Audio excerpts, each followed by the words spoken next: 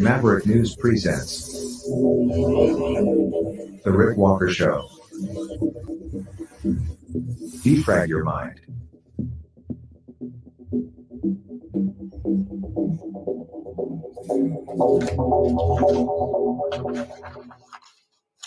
Good evening, everyone. I'm Rick Walker. Welcome back to the Maverick News Channel. Welcome, Maverick family and new viewers.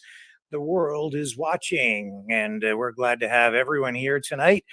So many things to talk about. We are going to talk about, what are we going to talk about? We're going to talk about the cannabis substitution program. This in the wake of the death of Jerry Martin out in Vancouver, who opened the drugs store, selling hard drugs to addicts in an effort to provide them with merchandise, drugs, heroin, cocaine, methamphetamine, MDMA, that it was not cut, that was pure, that was supposed to come from a safe supply, that was not contaminated with fentanyl.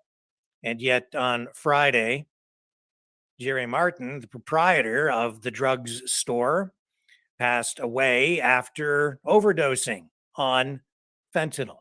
A recovering drug addict himself, he fell victim to fentanyl and an overdose.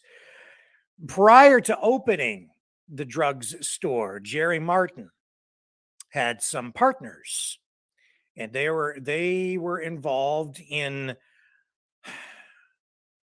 other programs that they put on. They are cannabis activists, and we're going to have his partners on the program tonight to share their story, because their efforts continue, but not in the same way that Jerry's journey did.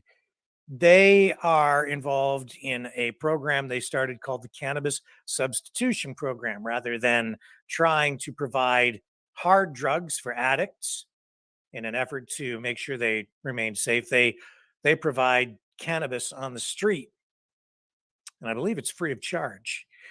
In any event, we'll talk to them about Jerry, their memories of him, their thoughts on what he was doing, and we'll learn about their current program, which I think sometimes runs afoul of the authorities, even though British Columbia has very liberalized decriminalization policies for drugs of pretty much all types these days.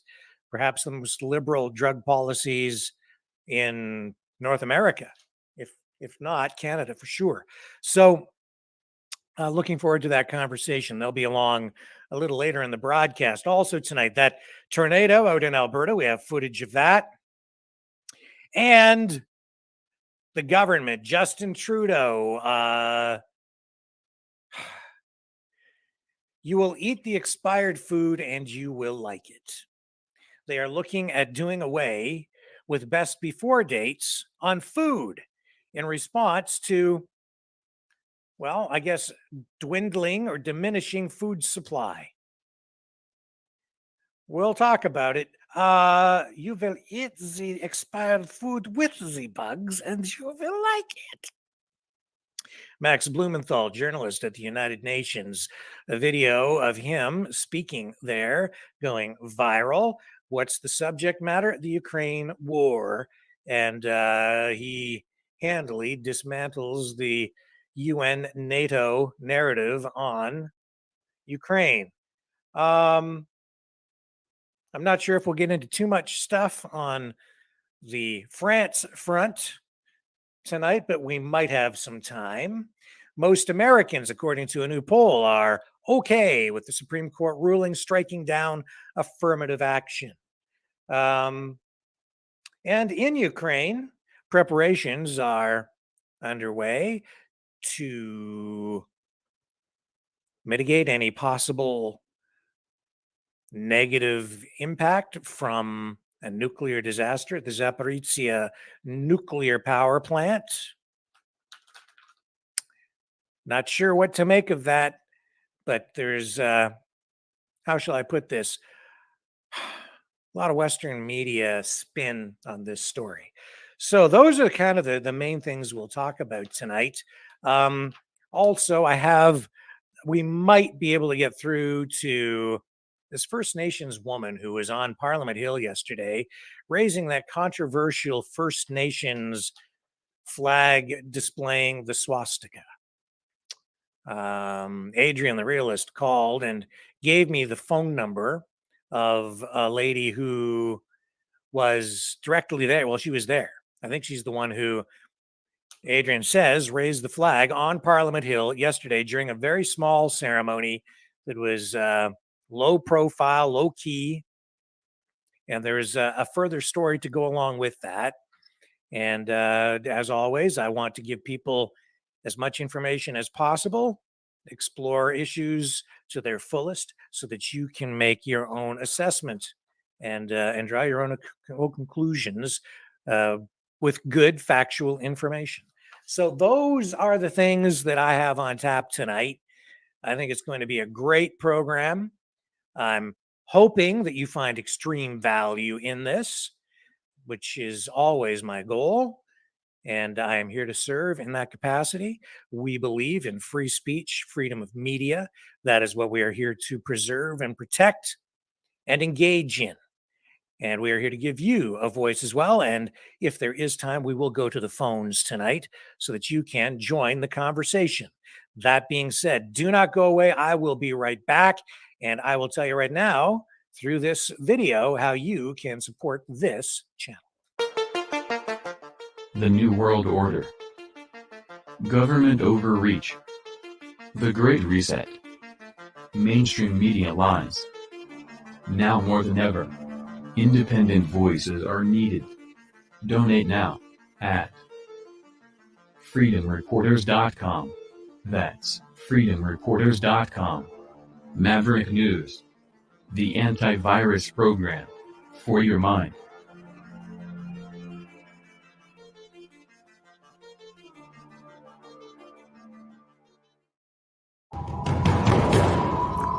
We are Mavericks.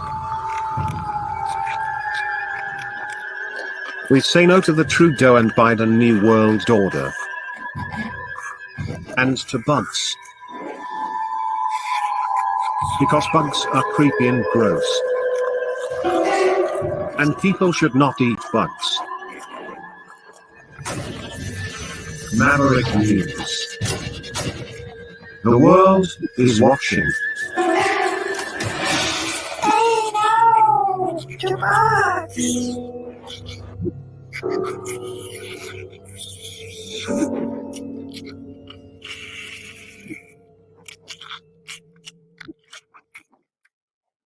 Oh, there's one other story that I forgot to tee up. We're going to get to that too. I mean, I'm laughing. I shouldn't laugh. It's so every day it just gets weirder and weirder because truth is stranger than fiction. Yes, they do want to block the sun. Yes, they do. It's part of the Biden administration's well, it's not policy yet, but they're looking at it because they're worried about global warming. So the solution is, well, just block the sun.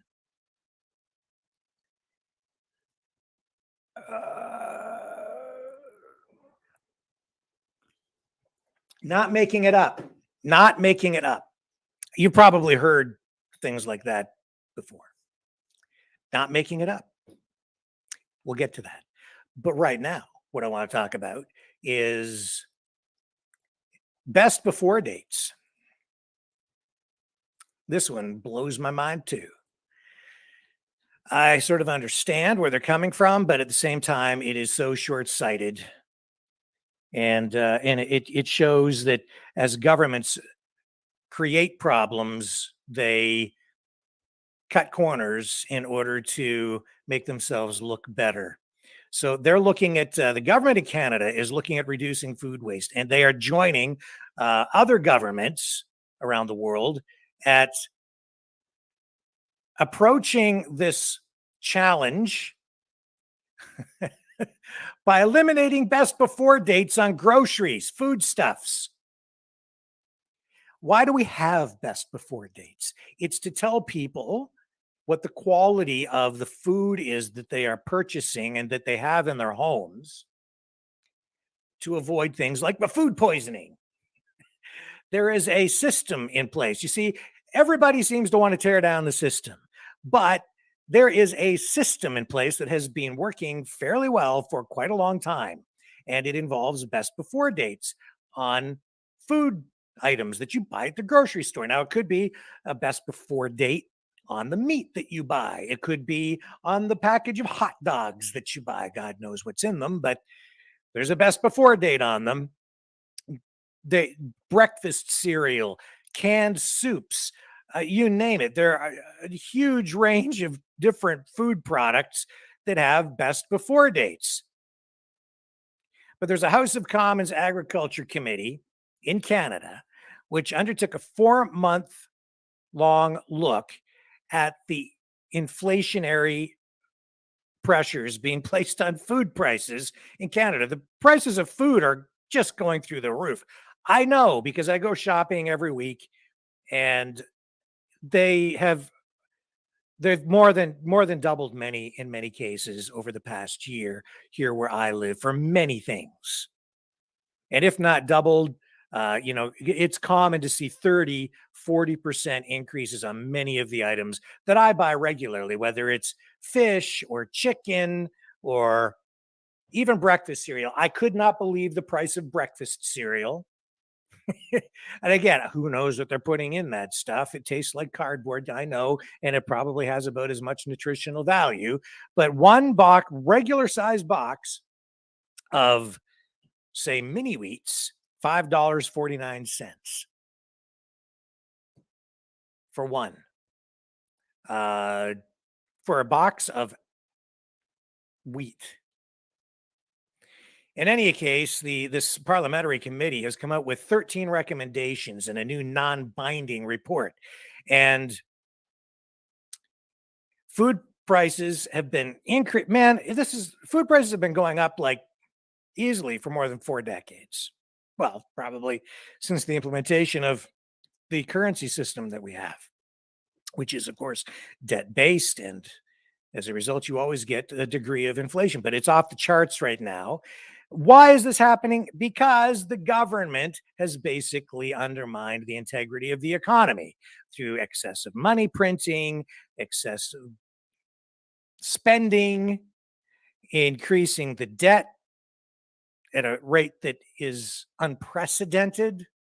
Justin Trudeau in Canada accumulating more national debt during his time in office than all other prime ministers in history combined over an 8-year period.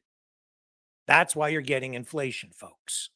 You have more money because of quantitative easing, where they're printing more money, putting more money supply out there, especially during the pandemic. You have more money chasing fewer goods. That drives the price up because we've not had a corresponding increase in productivity. In fact, we've had a decrease in productivity or production. There are less consumer goods being produced in that period of time. Is forcing prices up, increasing demand, increase the supply of money because we still have more immigration coming in. People still want to buy things. The government gives out free money, but the supply of goods and services does not increase. The supply of food has not increased. So they're looking at best before dates as one of the ways to address the growing demand for food and the diminishing supply, because they have supply side management practices in place, socialistic production policies in place in Canada. Through the agricultural programs, those policies are meant to keep prices elevated artificially to make sure that farmers are healthily compensated for their efforts. But best before dates, they say, are wildly misunderstood because they refer to the product's peak freshness. Well, a lot of people think that a best before date indicates an expiry date. And so they will throw away food that the government says is perfectly good. Now, there is truth in that. A best before date does not mean you can't consume the food afterward. The problem with eliminating best before dates, in my view and the view of many others, is that if you just get rid of them, people will be guessing about the safety of their food. Right now, if you consume food beyond after the best before date, you better be looking online or getting some credible information about, say, how many days after the best before date can you safely consume chicken? Because if you get it wrong, you'll end up very, very sick. That's what those best before dates are there for. It's one, to make sure that you're buying fresh food at the supermarket, and two, to make sure that what you're consuming at home is safe. I think, my opinion, that these best before dates are valuable to consumers. I think that they put the power into the hands of the consumers, because those best before dates give you a very good indication as to when that food product was packaged, how fresh it is, how much time you have before you need to consume it, and how much value there is in what you are purchasing. If you go to the meat department at any supermarket, as products get closer and closer to the best before date, they will mark that merchandise down, that food down, in order to accelerate the sale, to incentivize someone to buy it. And you can see the difference in meats. I'm sure you've all seen it, the discounted meat at, say, 30 or 40% off is a darker color than the stuff that is fresher. That's because there's oxidation that's taking place, and there's more of it's beginning to degrade, decompose, essentially. There's more bacteria in it. That's just the truth of the matter. So you take it home, it's fine to eat it. You just have to cook it, but you maybe don't want to store it very long. You maybe consume it right away. Well, you get rid of these best before dates, and the government is saying that would prevent safe consumable food from being thrown out. And it would save Canadians money on their grocery bills. Yeah, because you're eating older food. I would say that one of the reasons the people involved in agriculture and the supermarket industry, the retail food industry, the reason they want this is they can increase their profits. They get rid of those best before dates. You don't have as much information as a consumer. They can sell older food products to you without that information being disclosed, and you're none the wiser. You get it home. Maybe you consume it right away. Maybe you don't. I don't know. And these are packaged goods too that we're talking about. Things that have not expiry dates, but best before dates on them. It could be bread. It could be cereal, any kind of canned good. You look on it, it has a best before date. If a lot of people throw it away once it gets to the best before date, and you don't have to. It is still good to consume it afterward. The Canadian Food Inspection Agency is involved in a lot of these regulations and in making sure that these rules are followed right now. But what the government is saying is that when you see a best before date on things like coffee or water, they could be consuming it far after the best before dates printed on those products.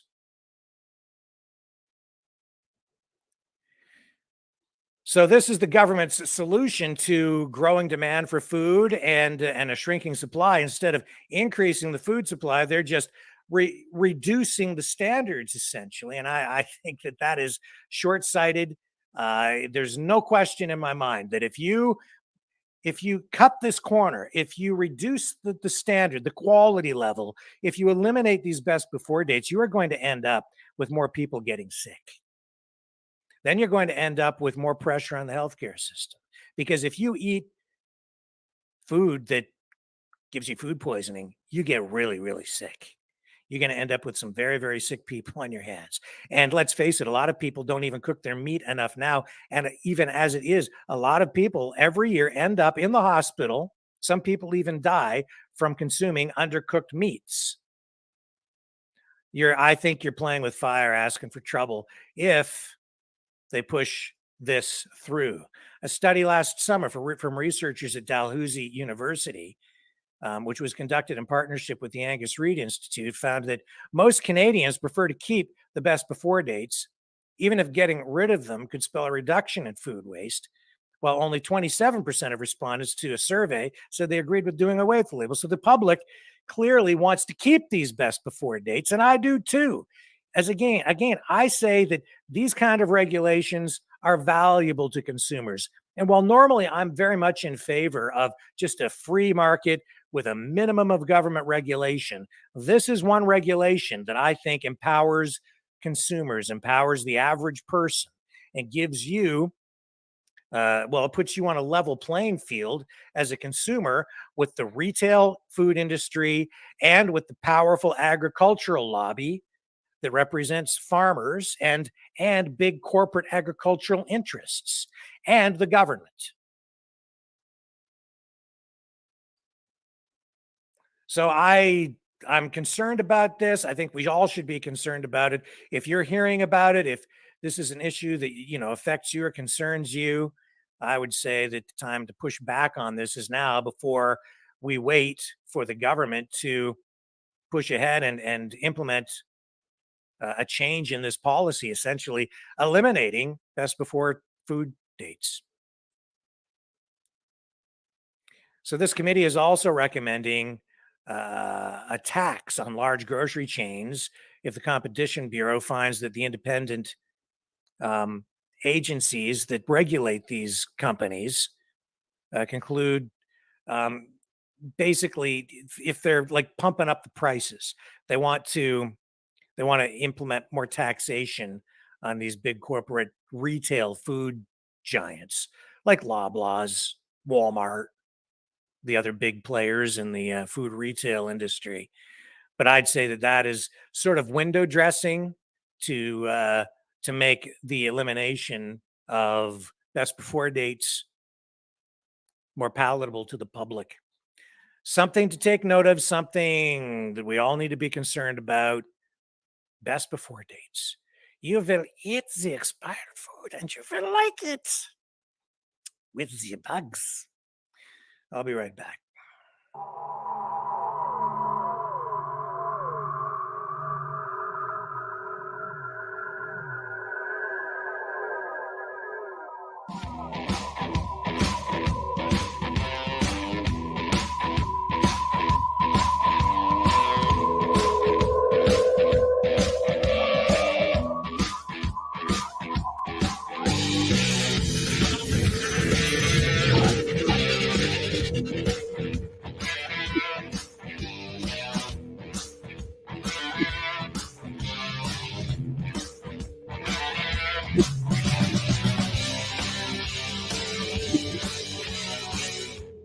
Maverick News.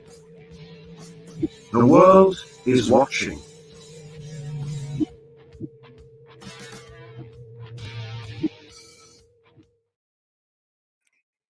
Not only do they want to make you eat the old food and eat the bugs, they want to block the sun.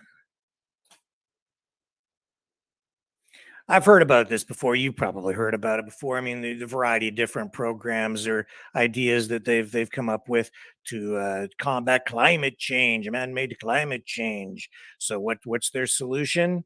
Block the sun. I'm not making it up. It's crazy. And to prove to you that I'm not making it up, and I'm sure that you believe what I'm telling you anyway, because we all know that, as I said before, truth is stranger than fiction. This being reported even on Fox News today. Here's the mainstream media report from Fox, just to show you it's a real thing. As the Biden administration signals its fight against global warming may actually involve blocking sunlight. The White House posting research claiming, quote, solar radiation modification would enable better informed decisions about the potential risk and benefits of SRM as a component of climate policy, alongside the foundational elements of greenhouse gas emissions mitigation. Our next guest warns this is simply government's way to control your weather. Mark Morano, publisher of ClimateDepot.com, and he joins us now. Okay, Mark, my take this morning was maybe this is one of those or else, get on board with everything else or we're going to block the sun. But I guess it's a little bit more, reality than that. Tell us about it. Well, this is actually Bill Gates funding this as well through Harvard University. This is retro 1970s. In the 1970s, they believed that our fossil fuels were creating aerosols, blocking the sun, creating man-made global cooling. So they came up with the same kind of geoengineering solutions back then. They wanted to put black soot on the Arctic to melt it. There was one proposal to use nuclear energy to help loosen the Arctic ice caps because they thought they were growing too much. And John Holdren, back in the Obama administration, also supported this kind of geoengineering, if you will, of the climate. This is radical, risky, unproven, unknown effects, but they're doing it as a sort of lever over us to say now in the Biden administration, kind of like, yeah, we know this is dangerous. We don't know the effects, but darn it, people aren't buying electric cars fast enough, or they're not embracing Green New Deal policies. So we have to risk our entire planet with this insane kind of research. It's basically weather modification. China's been doing it for years. It's another form of what the U.S. government has even been doing. The ABC News meteorologists bragged about the cloud seeding they're doing to increase rain or snow and storms. They will control the government will control the weather, and you will be happy. That seems to be the new motto. Yeah, I was just talking to Will about the cloud seeding. He's not sure if he believes it. And I said, listen, it's something they've been trying to do for a while. But on that same topic, if they don't get to block out the sun, they're going to try other, maybe more practical ways, like electric vehicles, pushing those on us. A poll out shows 59% of us oppose phasing out gas cars by 2035. 21% support Biden's policy on this. What's your take on it? Well, this is, I don't think we need a poll to show us these numbers. The American people have voted. Less than 7% of cars are electric vehicle sales in America. And that's despite massive subsidies, massive tax credits, mandates of banning gas-powered cars led by California and 18 other states with trigger laws. They have done everything they can to promote electric cars, and they're more expensive. They have less range, and all they do is increase our dependence on China. It takes fossil fuels to make a car. It takes fossil fuels to recharge the electric cars.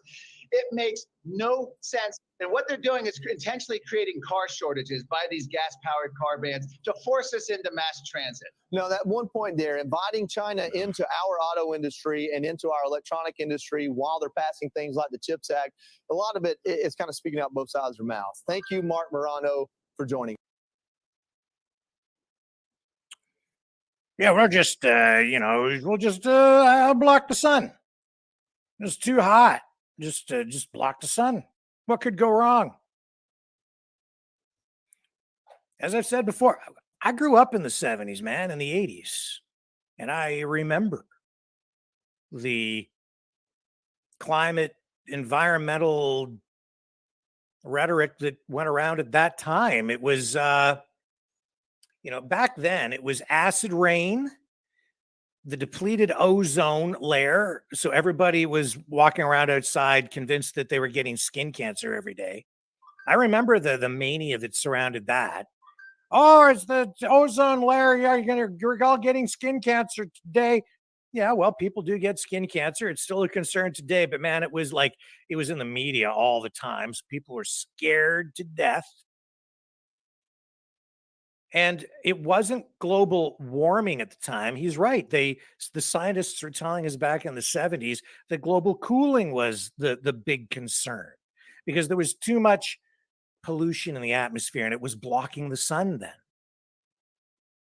But then there were some scientists who said that global warming might be the problem. They couldn't make up their minds.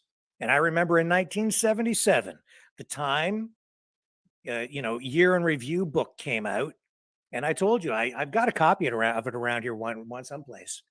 I don't think they even realized what they did, but on one page it was about global cooling, and then you flip the page, and not on the next page, but the page over from that, there was a story about in 1977 global warming. Opposite theories being presented as scientific fact at the time, conflicting, totally opposite to each other. And that was going on in the 70s. Today, now it's just climate change. If you can't get it straight, just say it's everything, I guess. Say it's everything. Now, I'm going to try and call, this lady's name is Rose. Yesterday, we had Adrian, the realist, on. He gave us an account of what apparently happened on Parliament Hill when some of his supporters went on to Parliament Hill to try to raise this flag, which has a swastika on it. Adrian says that this is actually a First Nations Native American symbol that he is reclaiming for his people. As you know, I have some concerns about it. It's a swastika. It carries very negative overtones, to say the least. It's associated in the minds of most people with Nazi Germany. And I know that that's not supposed to be the case here, but it's a very divisive and threatening symbol, which Adrian has acknowledged, but there's a larger issue at play. Now, when this happened on Parliament Hill yesterday, apparently some 30-some flags were confiscated by police at checkpoints or security personnel, checking people as they were trying to get on to Parliament Hill for Canada Day celebrations. And these guys wanted to have a ceremony and raise that flag. And we're told that they did get through with one flag. So Rose was there. Let me call her now. Adrian lined this up for us tonight. So we're going to call and find out from her what happened, what her experience was. So let's see if we can get through now.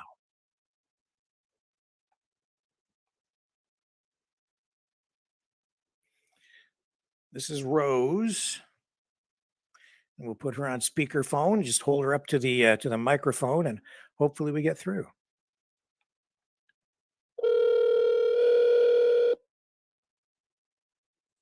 We know police were prepared to make arrests, but Hello, is this Rose? it is so. It's Rick Walker calling. Adrian gave me your phone number and suggested I give you a call. Just to let you know, we are live on our program right now, and I think that he has informed you of what we do. Is it okay to have to ask you a few questions about what happened on Parliament Hill yesterday? Yeah, I didn't know that we'd be going live right now. You said that you wanted to ask a couple questions of me before we went on air. Oh, okay. I'm actually All right. just stepping out to pick up my husband. No problem. You know what? Like the folks here are just very curious about it, so I can schedule a time with you to do an interview at another time. I'm happy to I do would that. be more than happy to. I just would like to be able to be respectful of your time. Sure, and the likewise. nature of the situation. Sure, no problem. When would you like to do it?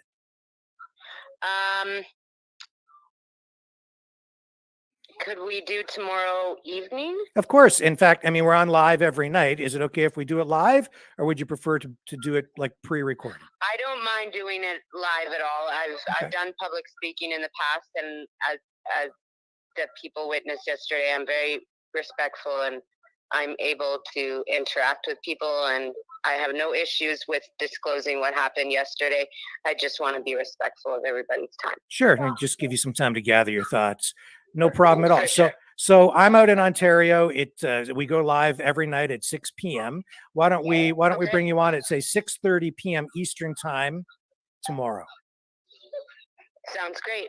I appreciate it very much, Rose. I will call you and prior to that and make sure that we are able to send you the link to get to the studio and so on, or we can do it by phone or whatever, but I'll call you and make sure we get it all set up. Thank you so much.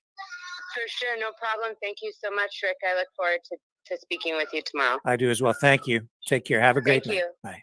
Thank you. Okay, so that's Rose. We'll get the whole story from her tomorrow. And I know that a lot of you will be looking forward to that, as am I.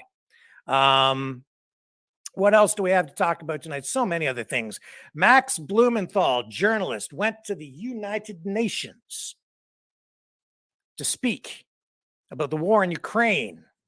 his video of this is now going viral, and for good reason. This address really dresses down the UN, NATO, and the United States. Here he is. Max Blumenthal. Thank you. And I thank Alex Rubenstein and Wyatt Reed for helping me prepare this address. Wyatt Reed is a journalistic colleague of mine who in October 2022 happened to be in Donetsk when his hotel was shelled by the Ukrainian military with a apparently US-made howitzer, nearly killing him. He was 100 meters away. I'm also here with my friend, the civil rights activist Randy Credico, who is more recently in Donetsk and witnessed regular HIMARS attacks on civilian targets. I am here not only as a journalist who has spent over 20 years writing books, producing documentaries, and writing articles about conflict and politics from several continents. I'm also here as an American taxpayer who's been dragooned into funding a proxy war that has become a threat to the regional and international stability at the expense of my countrymen and women. June 28th, as emergency crews worked to clean up yet another toxic train derailment in the United States, this time on the Montana River, further exposing our nation's chronically underfunded infrastructure and its threats to our health, the Pentagon announced plans to send an additional $500 million worth of military aid to Ukraine. The development came as Ukraine's army enters the third week of a vaunted counteroffensive that CNN describes as, quote, not meeting expectations, and which even Volodymyr Zelensky says is going slower than desired. As Ukraine's military failed to breach Russia's primary defense line, CNN reported on June 12th that Kiev had lost, quote, lost 16 US-made armored vehicles sent to the country. So what did the Pentagon do? It simply passed that bill down to average US taxpayers like myself, charging us another $325 million to replace Ukraine's squandered military stock. There was zero effort to consult the US public's position on the matter, and the vast majority of Americans likely did not even know the exchange took place. This policy that I'm describing to you, which sees Washington prioritize unrestrained funding for a proxy war with a nuclear power in a foreign land while our domestic infrastructure falls apart before our eyes, exposes a disturbing dynamic at the heart of the Ukraine conflict, an international Ponzi scheme that enables Western elites to seize hard-earned wealth from the hands of average US citizens and funnel it into the coffers of a foreign government that even Transparency International ranks as consistently one of the most corrupt in Europe. The US government has yet to conduct an official audit of its funding for Ukraine. The American public has no idea where their tax dollars are going. And that's why this week, we at the Gray Zone published an independent audit of US tax dollar allocation to Ukraine throughout the fiscal years 2022 and 23. Our investigation was led by Heather Kaiser, a former military intelligence officer who served in Iraq and Afghanistan.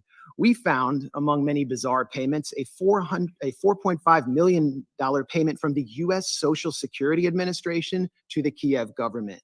We found $4.5 billion worth of payments from the US Agency for International Development to pay off Ukraine's sovereign debt, much of which is owned by the global investment firm BlackRock. That amounts to $30 taken from every US citizen at a time when 4 in 10 Americans cannot afford a $400 emergency. We found tax dollars earmarked for Ukraine, padding the budgets of a television station in Toronto, a pro-NATO think tank in Poland, and believe it or not, even rural farmers in Kenya. We found tens of millions to private equity firms, including one in the Republic of Georgia, as well as $1 million payment to a single private entrepreneur in Kiev. Our audit also revealed the Pentagon's $4.5 million contract with a company called Atlantic Diving Supply to provide Ukraine with unspecified explosives equipment. This is a notoriously corrupt company that none other than Tom Tillis, the chairman of the Senate Armed Services Committee, previously lambasted for its, quote, history of fraud. Yet once again, Congress has failed to ensure these shady payments and massive arms deals are properly tracked. In fact, much of the military and humanitarian aid shipped to Ukraine has simply vanished. Last year, CBS News quoted the director of a pro-Zelensky nonprofit in Ukraine who reported that only 30% of aid was reaching the front lines. The embezzlement of funds and supplies is at least as troubling as the potential consequences of the illicit transfer and sales of military-grade weapons. Last June, the head of Interpol warned that the massive transfers of arms into Ukraine means, quote, we can expect an influx of weapons in Europe and beyond, and that criminals are now, as we speak, focusing on them. This May, a group of anti-Kremlin Russian exiles outfitted with gear supplied by the Ukrainian government was hailed by Western politicians for carrying out terrorist attacks in Russian territory using American-made Humvees. Although the group, the so-called Russian Volunteer Corps, is led by a man who calls himself the, quote, White King, and includes numerous open admirers of Adolf Hitler, described as neo-Nazis in U.S. mainstream media, the Western weaponization of this militia against Russian forces and Russian civilians has not prompted any outcry from Congress. And while the Biden administration has promised that it's keeping tabs on the weapons sent, a State Department cable leaked last December conceded that, quote, kinetic activity and active combat between Ukrainian and Russian forces create an environment in which standard verification measures are sometimes impracticable or impossible. The Biden administration not only knows that it cannot track the weapons it's shipping to Ukraine, it knows that it is escalating a proxy war against the world's largest nuclear power and daring it to respond in kind. We know this because back in 2014, and this timeline is so important, that's when NATO Secretary General Jens Stoltenberg said that the war started following a US-backed coup d'etat. President Barack Obama rejected demands from Kiev to send lethal offensive weaponry because, as the Wall Street Journal put it, he had a, quote, long-standing concern that arming Ukraine would provoke Moscow into further escalation that would drag Washington into a proxy war. When Donald Trump entered office in 2017, he attempted to hold the line on Barack Obama's policy, but was soon branded a Russian puppet by the Beltway press corps and the Democratic Party for refusing to send Raytheon's Javelin missiles to the Ukrainian military.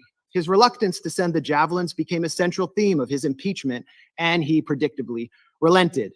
As US-made offensive weaponry began to reach the front lines of the Donbass, the collective West exploited the Minsk Accords to, quote, give Ukraine time to arm up, as the former German Chancellor Angela Merkel put it. In January 2022, the US announced a $200 million arms package to Ukraine. Follow the timeline. By the 18th of February, observers from the Organization for Security and Cooperation in Europe reported a doubling in ceasefire violations, with OSCE maps showing the overwhelming majority of targeted sites on the side of pro-Russian separatists in Donetsk and Lugansk. 5 days later, Russia invaded Ukraine. And since then, the US and its allies have been scurrying up the escalation ladder at every opportunity. Quote, things we couldn't give in January because it was escalatory were given in February, a former State Department official complained after meeting with Ukrainian counterparts. And things we couldn't give in February, we can in April. That has been the distinct pattern, starting with, for crying out loud, Stingers, referring to shoulder-mounted rockets. Sorry about the Joe Biden freezing. himself said in March 2022, the idea that we're going to send in offensive equipment and have planes and tanks, don't kid yourself. No matter what you all say, that's called World War III. Just over a year later, Biden changed his tune, backing a plan to provide F-16 fighter jets to Ukraine, and after pressuring Germany to send in the tanks he once feared would provoke World War III. It would only take 2 months from the time Ukraine received HIMARS, Lockheed-made HIMARS systems for the U.S. for the Ukrainian military to begin targeting critical infrastructure, using them to strike the Antonovsky Bridge over the Dnipro River, and again 2 months later in a test strike on the Kakhovka Dam to see if the Dnipro's water could be raised enough to stymie Russian crossings, as the Washington Post reported. 3 weeks ago, the Kakhovka Dam was destroyed, triggering a major environmental catastrophe that caused mass flooding and contamination of the local water supply. Ukraine, of course, blames Russia for this attack, but has produced no evidence. Again, sorry for the freezing. I'm not sure why we're having issues, but this particular video freezing up on us tonight, folks. Around this time, Ukraine also baselessly accused Russia of planning a provocation at the Zaporozhye nuclear plant. This triggered a resolution by Senators Lindsey Graham and Richard Blumenthal, no relation to me, calling for NATO to intervene directly in Ukraine and attack Russia if such an incident occurred. The move by Blumenthal and Graham thus established a de facto red line for initiating U.S. military action, much like the one set down in Syria, which, as a former U.S. diplomat commented to journalist Charles Glass, was an open invitation to a false flag. Will we see another Duma deception, but this time in Zaporozhye? This time with nuclear consequences? Why are we doing this? Why are we tempting nuclear annihilation by flooding Ukraine with advanced weapons and sabotaging negotiations at every turn? We've been told by people like Senator Dick Durbin that Ukraine is literally in a battle for freedom and democracy itself. And therefore, anyone who opposes military aid to Ukraine opposes the very defense of democracy. according to this logic. So where's the democracy in Vladimir Zelensky's decision to ban opposition parties, to criminalize the media outlets of his legitimate political opponents, to jail his top political rival and his deputies, to raid Orthodox churches and jail clergymen? Where is the democracy in the Ukrainian government's imprisonment of Gonzalo Lira, an American citizen, simply for challenging the official narrative of Ukraine's war? And where is the democracy in Zelensky's recent decision to suspend elections in 2024 on the grounds that martial law has been declared? The answer is that Ukrainian democracy is harder to find these days than that country's commander-in-chief, Valery Zaluzhny. Senator Lindsey Graham has offered a much more grim, more on the mark rationale for supplying Ukraine with billions in weapons. As the senator boasted during a recent visit with Zelensky in Kiev, the Russians are dying. It's the best money we've ever spent. I repeat, the Russians are dying. It's the best money we've ever spent. And Graham has also said that Americans are ready to fight this war down to the last Ukrainian. While official casualty numbers are strictly classified, we must worry that Ukraine is well on its way to fulfilling the senator's ghoulish fantasies. As a Ukrainian soldier complained this month to Vice News, we don't know what Zelensky's plans are, but, quote, it looks like the extermination of its own population, like of the combat-ready and working-age population. That's it. Indeed, military cemeteries in Ukraine are expanding almost as rapidly as the Northern Virginia McMansions and beachfront estates of executives from Lockheed Martin, Raytheon, and assorted Beltway contractors benefiting from the second highest level of military spending since World War II. These are the real winners of the Ukraine proxy war, not average Ukrainians or Americans or Russians. The winners, or Europeans for that matter, the winners are people like Secretary of State Tony Blinken, who spent his time between the Obama and Biden administrations launching a consulting firm called West Exec Advisors, which secured lucrative government contracts for intelligence firms in the arms industry. Blinken's former partners at West Exec include Director of National Intelligence Avril Haines, CIA Deputy Director David Cohen, former White House Press Secretary Jen Psaki, and almost a dozen current and former members of Biden's national security team. Defense Secretary Lloyd Austin, for his former and possibly future board member of Raytheon, and an ex-partner of Pine Island Capital Investment, which collaborates with West Exec and which Blinken himself has advised. Meanwhile, the current U.S. ambassador to this body, the UN, Linda Thomas Greenfield, is listed as a senior counsel at the Albright Stonebridge Group, a self-described commercial diplomacy firm that also finesses government contracts for the intelligence and arms sector, and which was founded by Madeleine Albright, infamously known for her comments that the deaths by sanctions of 500,000 Iraqi children were worth it. So while military-age Ukrainian men are ripped off the streets by military police and sent to the front lines, the financially and politically connected architects of this proxy war are planning to walk through the revolving door to reap unimaginable profits once their time in the Biden administration is over. For them, a negotiated settlement to this territorial dispute means an end to the cash cow of close to $150 billion in U.S. aid to Ukraine.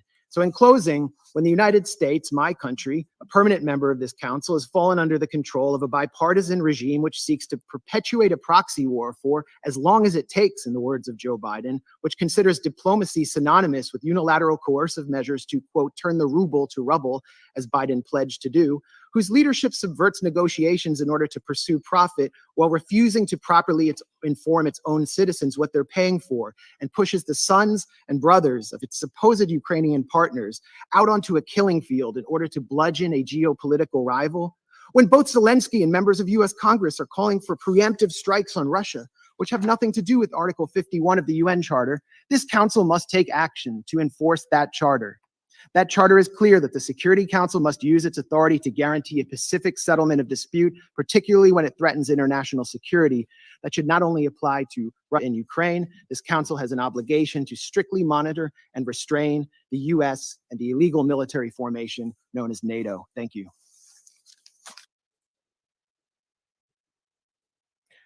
What do you add to that? Can't add much. Except that, again, I'm going to repeat what I said a couple of nights ago, that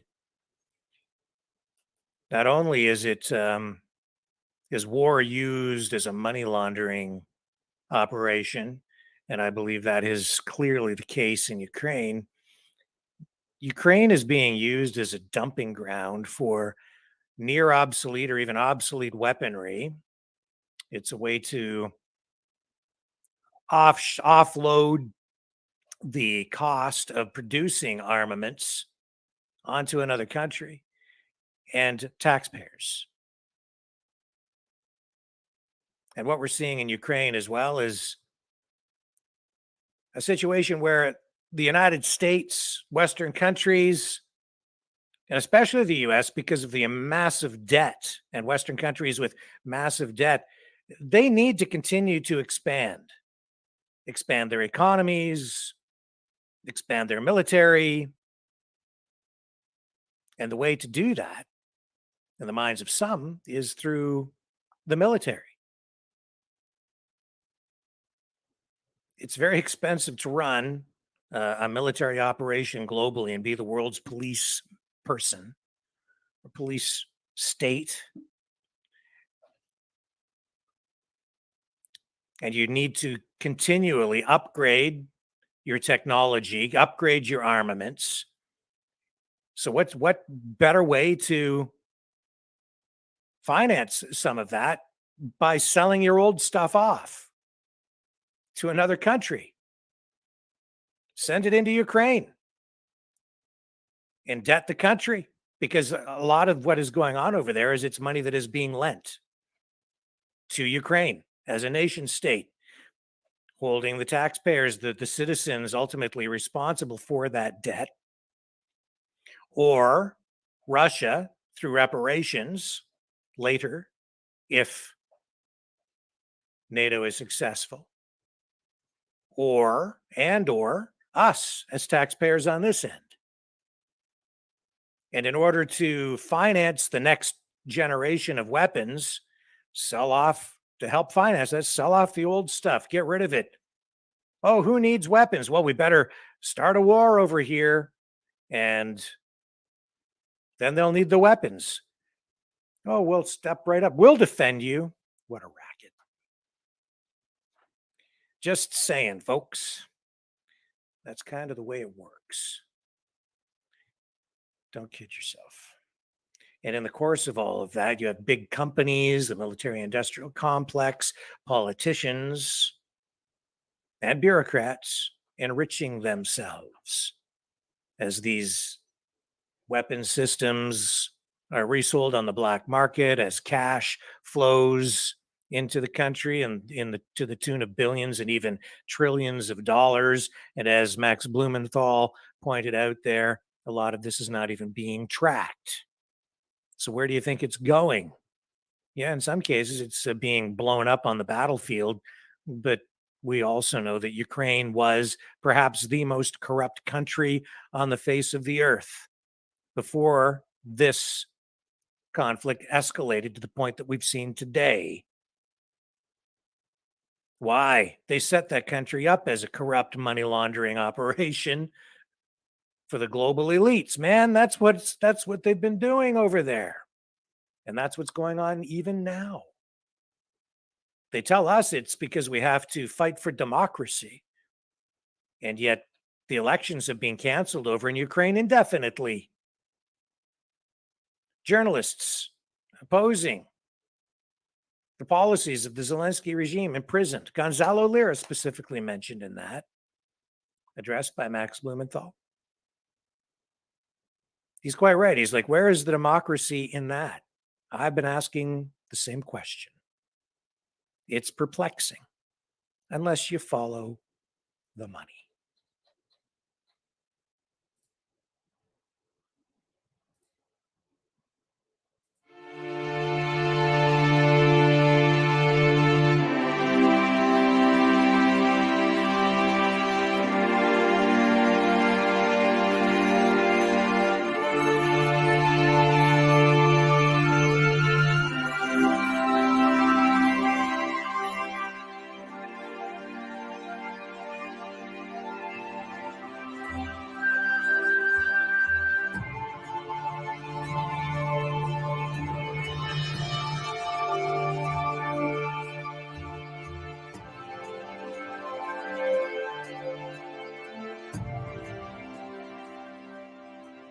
Maverick News.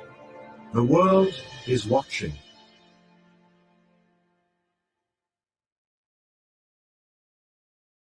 Okay, so we are multi-streaming again tonight, which to me means something. Maybe to you it doesn't. What it means is we're streaming on more platforms than we used to reach more and more people, and part of that involves streaming over to Lori's channels. And I see in the chat on the secondary level of the stream platform that we're using, the system, that she's in the chat there. And she mentioned if you go into the chat, she has her donation link set up. So yeah, if you're watching over there in those chats, you should support Lori, because I know that she's working hard too, and her channels are not monetized. Either are these ones. So if you're inclined and you're over there, maybe throw her enough to buy a cup of coffee.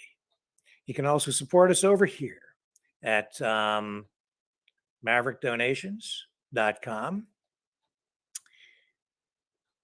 Let me just bring this up. Well, there's this one here. There it is, maverickdonations.com. That takes you to the Give, Send, Go page. You can also support us at freedomreporters.com. That keeps the lights on here. It pays for all the expenses that we have with the streaming software platform, the video editing programs, the phone line systems, the computers, the subscriptions that we need to get this program on the air every night, just all of the expenses that we have. Freedomreporters.com. That's probably the easiest way to do it. Now, if you're over on Rumble, you can donate through the Rumble Rants. We are not monetized on YouTube, but you can still support us over there by liking the video. Please hit the like button. Give us the thumbs up or a big heart. That helps push us up in the algorithm. It's important. Also, hit that notification bell. Subscribe to us on YouTube. We're going to be back over there in a bigger way in the weeks ahead, I'm hoping, as we kind of push through some of this censorship that we've been experiencing there. We're a little concerned about Bill C-18 and the decision by Meta, Facebook, Google, YouTube to take news content offline. But if we need to, I guess what we'll do is rebrand and or rejig whatever we have to do to come back. Not sure what's going to happen, but we will persevere. We'll get through this together. We are here working for free speech, freedom of media. That's why we have that URL, freedomreporters.com, where you can donate and support what we are doing here, engaging in this kind of journalism where we try to explore all sides of a story. And yes, I do inject my opinion into this because the medium is different than it was when I was working in television. I think this is actually in many respects better because you have a voice as well, which is why you lend your voice to this. I lend my voice to this. We explore these issues together. That's why we have the call-in portions of the show. And I hope that you find all of that useful and informative. So don't go away. When we come back, we'll dig into the next issue of the evening. I shall return.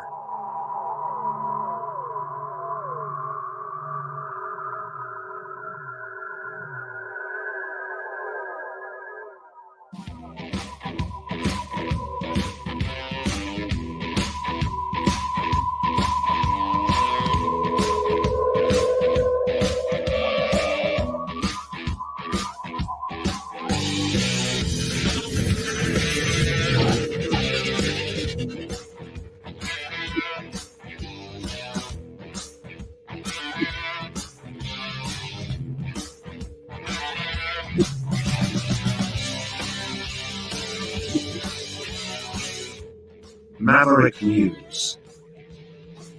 The world is watching.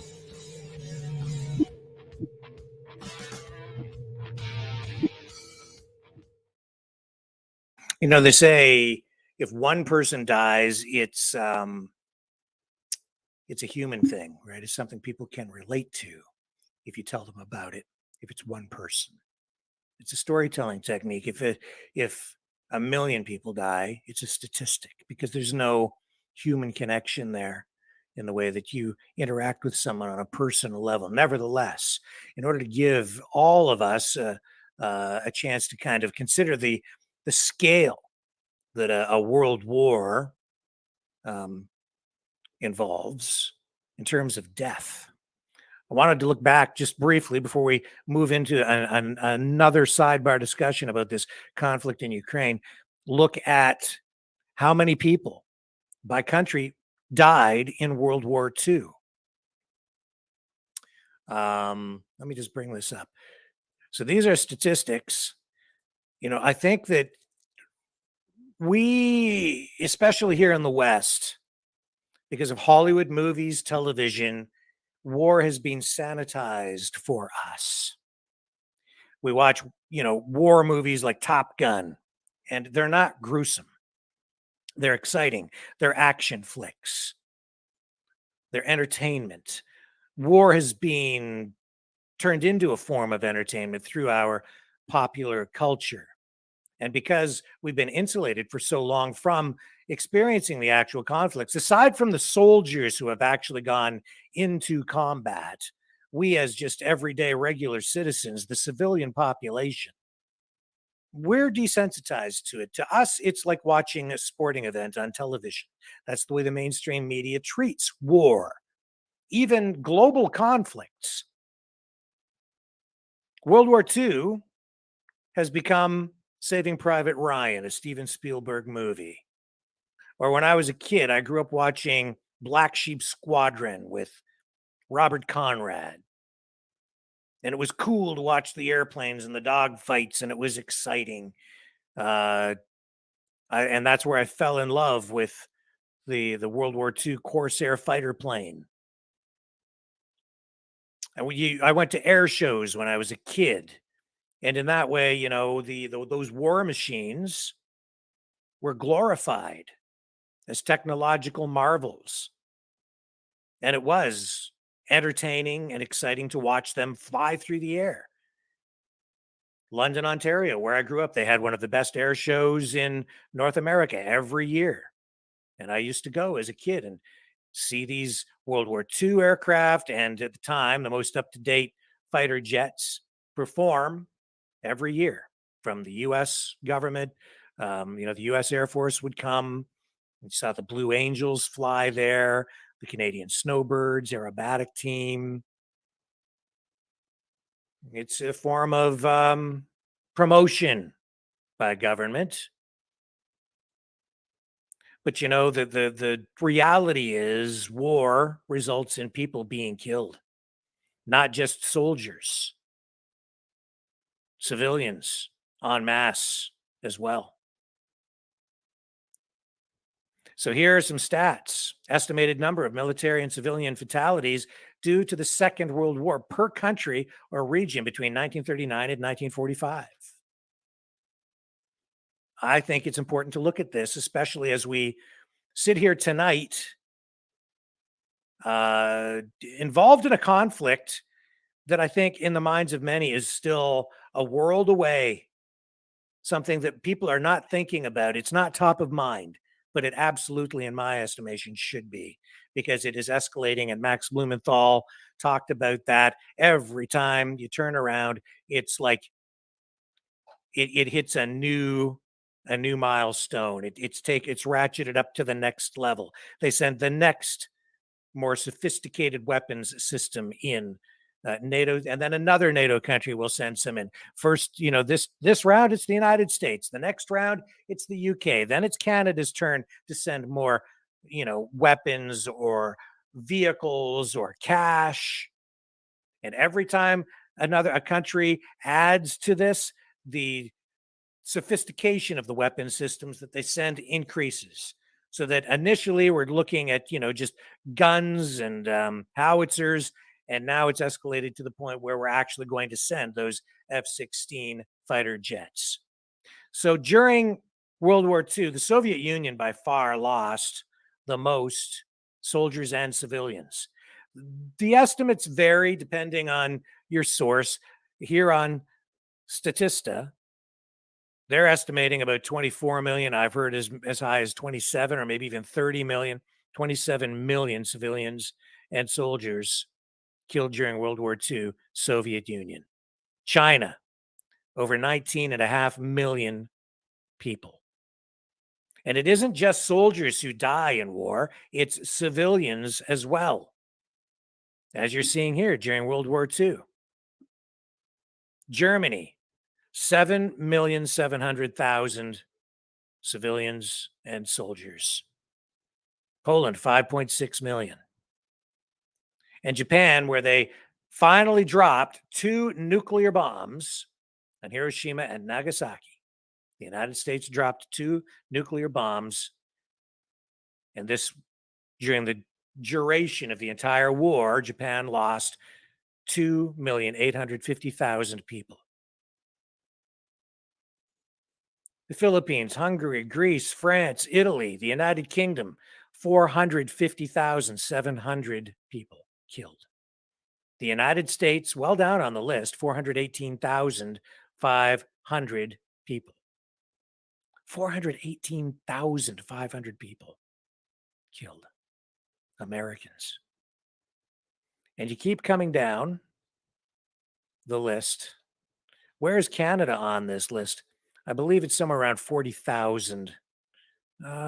Just let me just find here. Canada, Canada, Canada. Where are you, Canada? You're on there. I know you are. At 40, there it is there. Canada and Newfoundland, 44,090 people killed in World War II.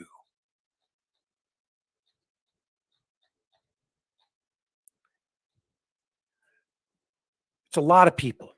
It really amounts to, at the time during World War II, somewhere around 3 to 3.5% of the entire population of the earth was killed in that conflict.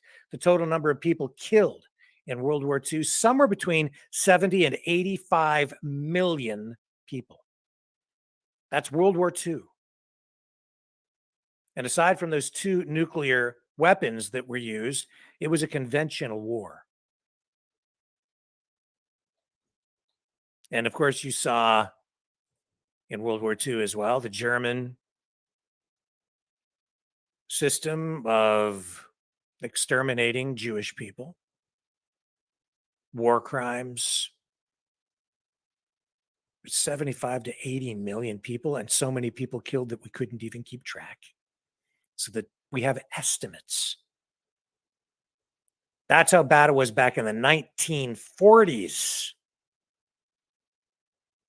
Imagine what would happen today if this war spills beyond the borders of Ukraine and does turn into a global kinetic war. What would that mean? Perhaps for the first time, we'll actually see war, conflict, bombs, shelling, maybe even nuclear weapons being used right here in North America. It's a very real threat. And even if they only conduct this war on a conventional scale, the weapons systems they have today, far more lethal, far more powerful, far more accurate, where they make us think that it's a kinder, gentler kind of warfare. But I don't think so. Oh, they say they only target military targets now. They don't target civilians. And they're able to do that with smart missiles that they can put right through a specific window in an apartment building with very specific targeting. Drones, powerful drones, even small, low-cost drones, all kinds of drone warfare going on. Targeting very specific targets, saying it's aimed at military targets. But even in Ukraine, what have we seen? We've seen civilians being killed. because war involves just that. It's about death, killing people. It's not a movie. Even though today it seems like a movie. The Iraq War. Man, you think back to the Iraq War. That was a war for television. They turned that into a TV series. And the coverage, you go back and look at that or any conflict like this, the mainstream media treats it like a football game. They get their graphs up behind them and their green screen computer generated images, and they can point to the graphics of the tanks and the troops and the lines on the map. And if this troop moves over here and then this guy comes around and flanks him over there, touchdown. And people sit at home and eat their Frito-Lay's corn chips and sip their Bud Light.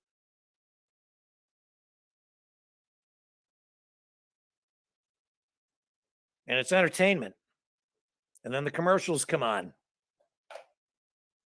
in between. It's not a television show.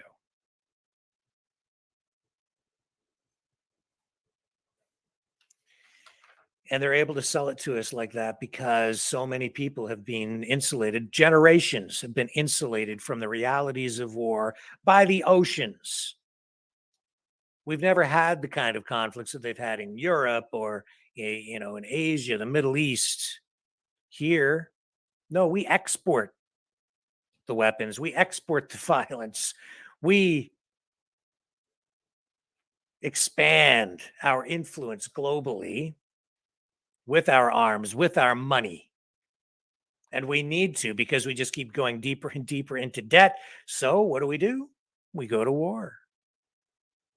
Sell those weapon systems. Use them. Use up the old stuff. Get the Russians to blow that crap up. So we can buy new stuff, and they blow up the stuff that we just sold to another country through debt or sold to the people by telling them that this was necessary to preserve democracy. Preserve democracy. You're not preserving anything, man, if you're dead. It defies logic.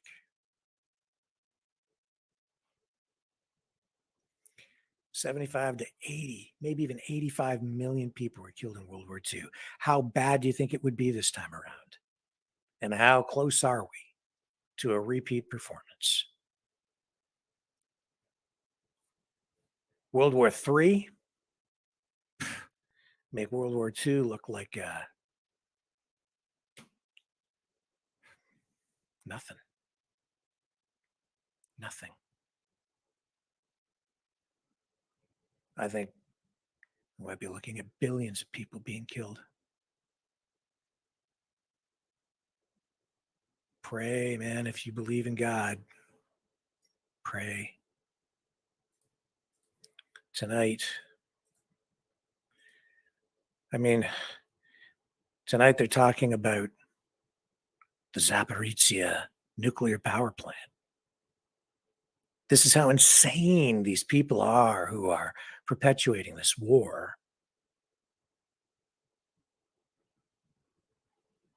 Blaming it on, one side blaming it on the other, but I think it's pretty clear where the real threat is. Does it make any sense at all for the Russians to compromise a nuclear power plant that they have secured to blow it up? Doesn't make any sense to me. But here we are tonight. Listen to this mainstream media report. A warning from Ukraine's President Zelensky.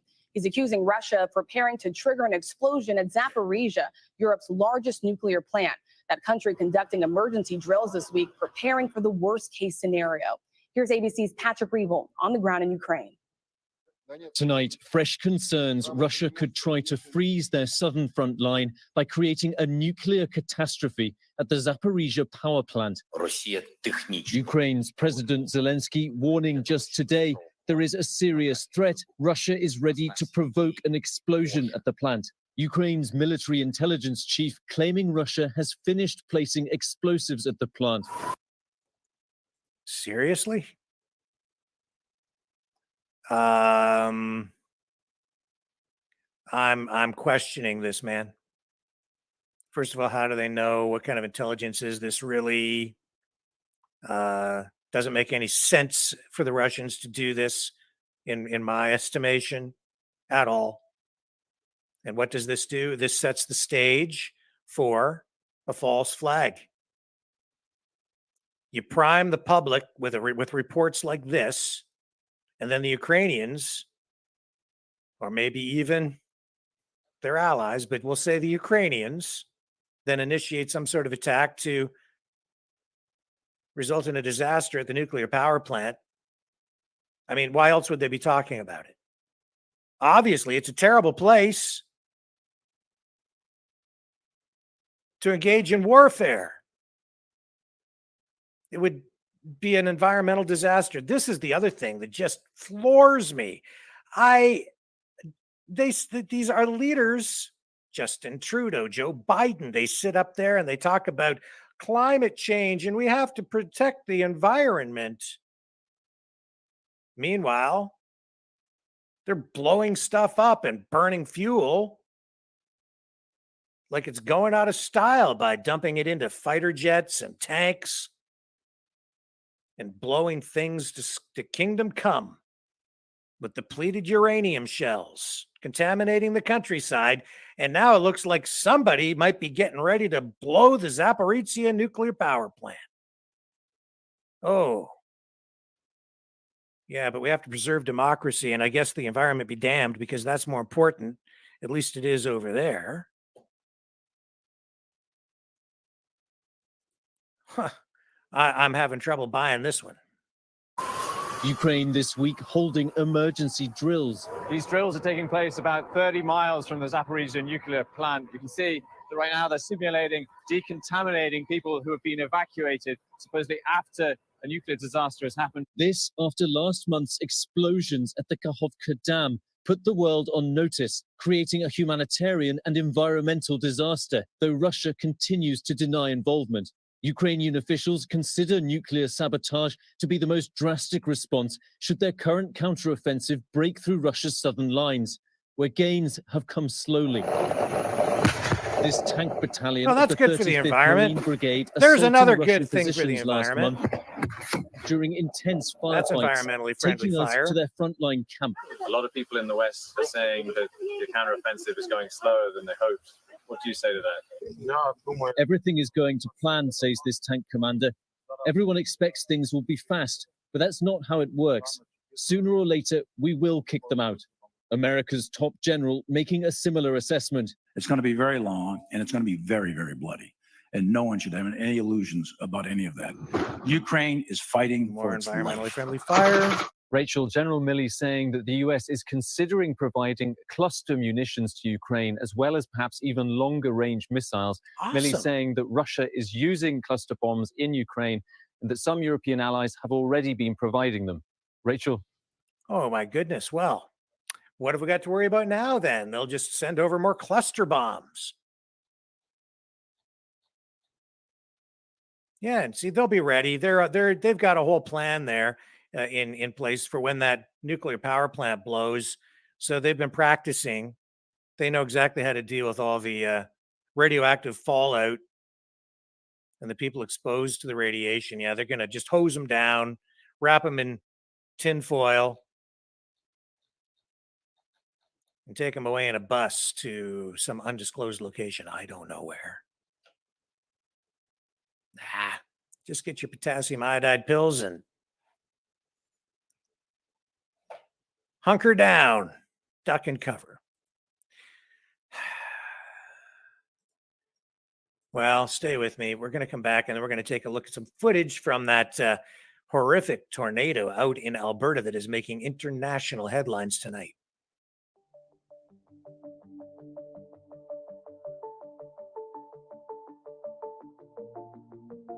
Greetings, brave Mavericks. Our quest for truth continues. We go beyond fake news. Together we expose propaganda, Together we pull others out of rabbit holes. We are maverick thinkers. We are all unique individuals, defenders of individual rights and freedoms, credible, trusted, grounded in reality. Maverick News, Maverick News. Defending free speech, free speech. Donate at freedomreporters.com. Do it now. Tomorrow may be too late. Maverick News. The world is watching.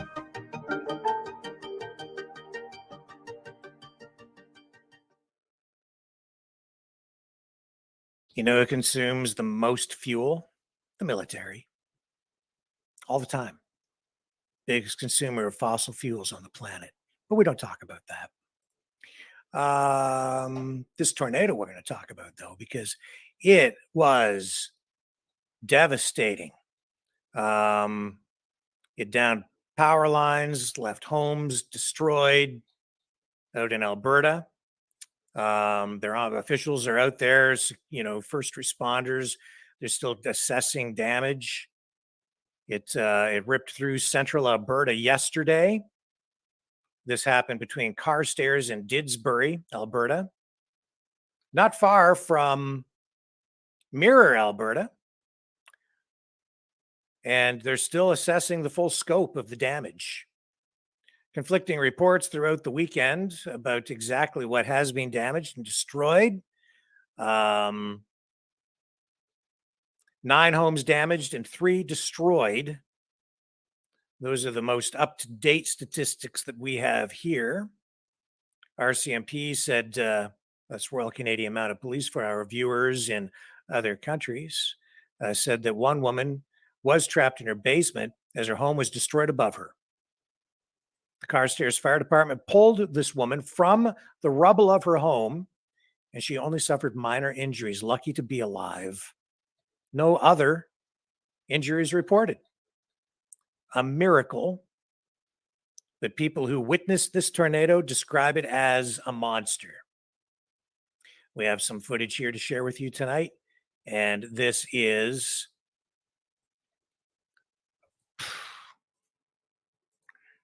it just shows you the power of Mother Nature. Look at the size of that. Power. Scary.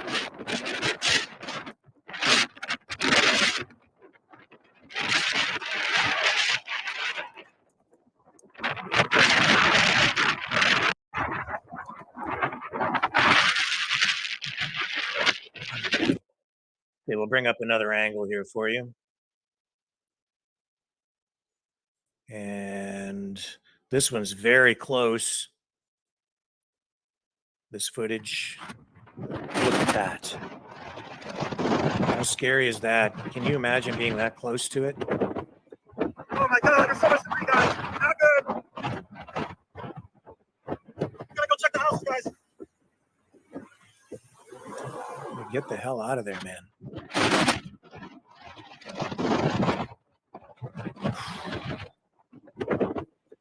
Oh my God, there's so much debris, guys. Not good. Gotta go check the house, guys.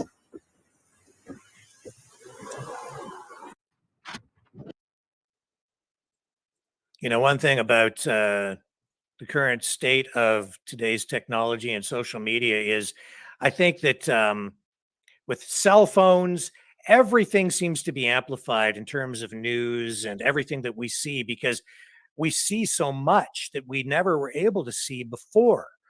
People capturing events like that with their cell phones and then sharing it on social media, it gives you a different perspective on the world. It makes it seem like there's more of things, but it also gives you a clearer perspective, a truer perspective on what is really going on in the world to some degree. I mean, if this was back in, say, the 1970s, people wouldn't have cell phones. That you might not even have seen that funnel cloud. It would have been up to, say, a television station, or maybe somebody with a Super 8mm camera to film that and then get the film processed.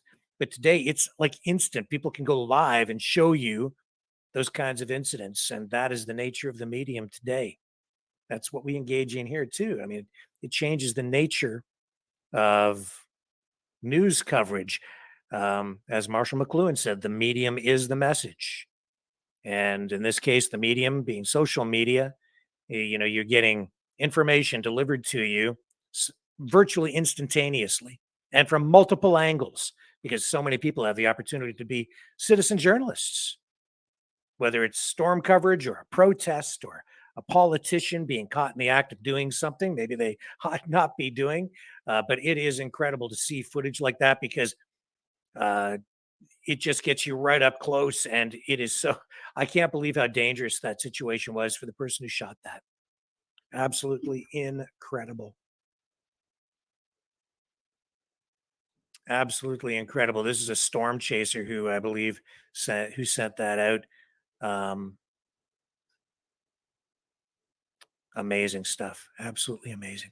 Anyway, our thoughts are with the people out in Alberta tonight. Time for us to move on, though, because our special guests for the evening have arrived. They are in the back room, and we will be going to them right after this. Don't go away. Hello, world. Are you awake?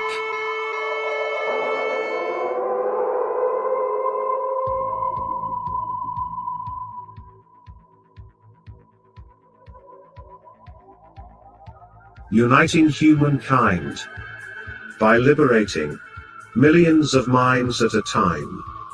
Maverick News. The world is watching.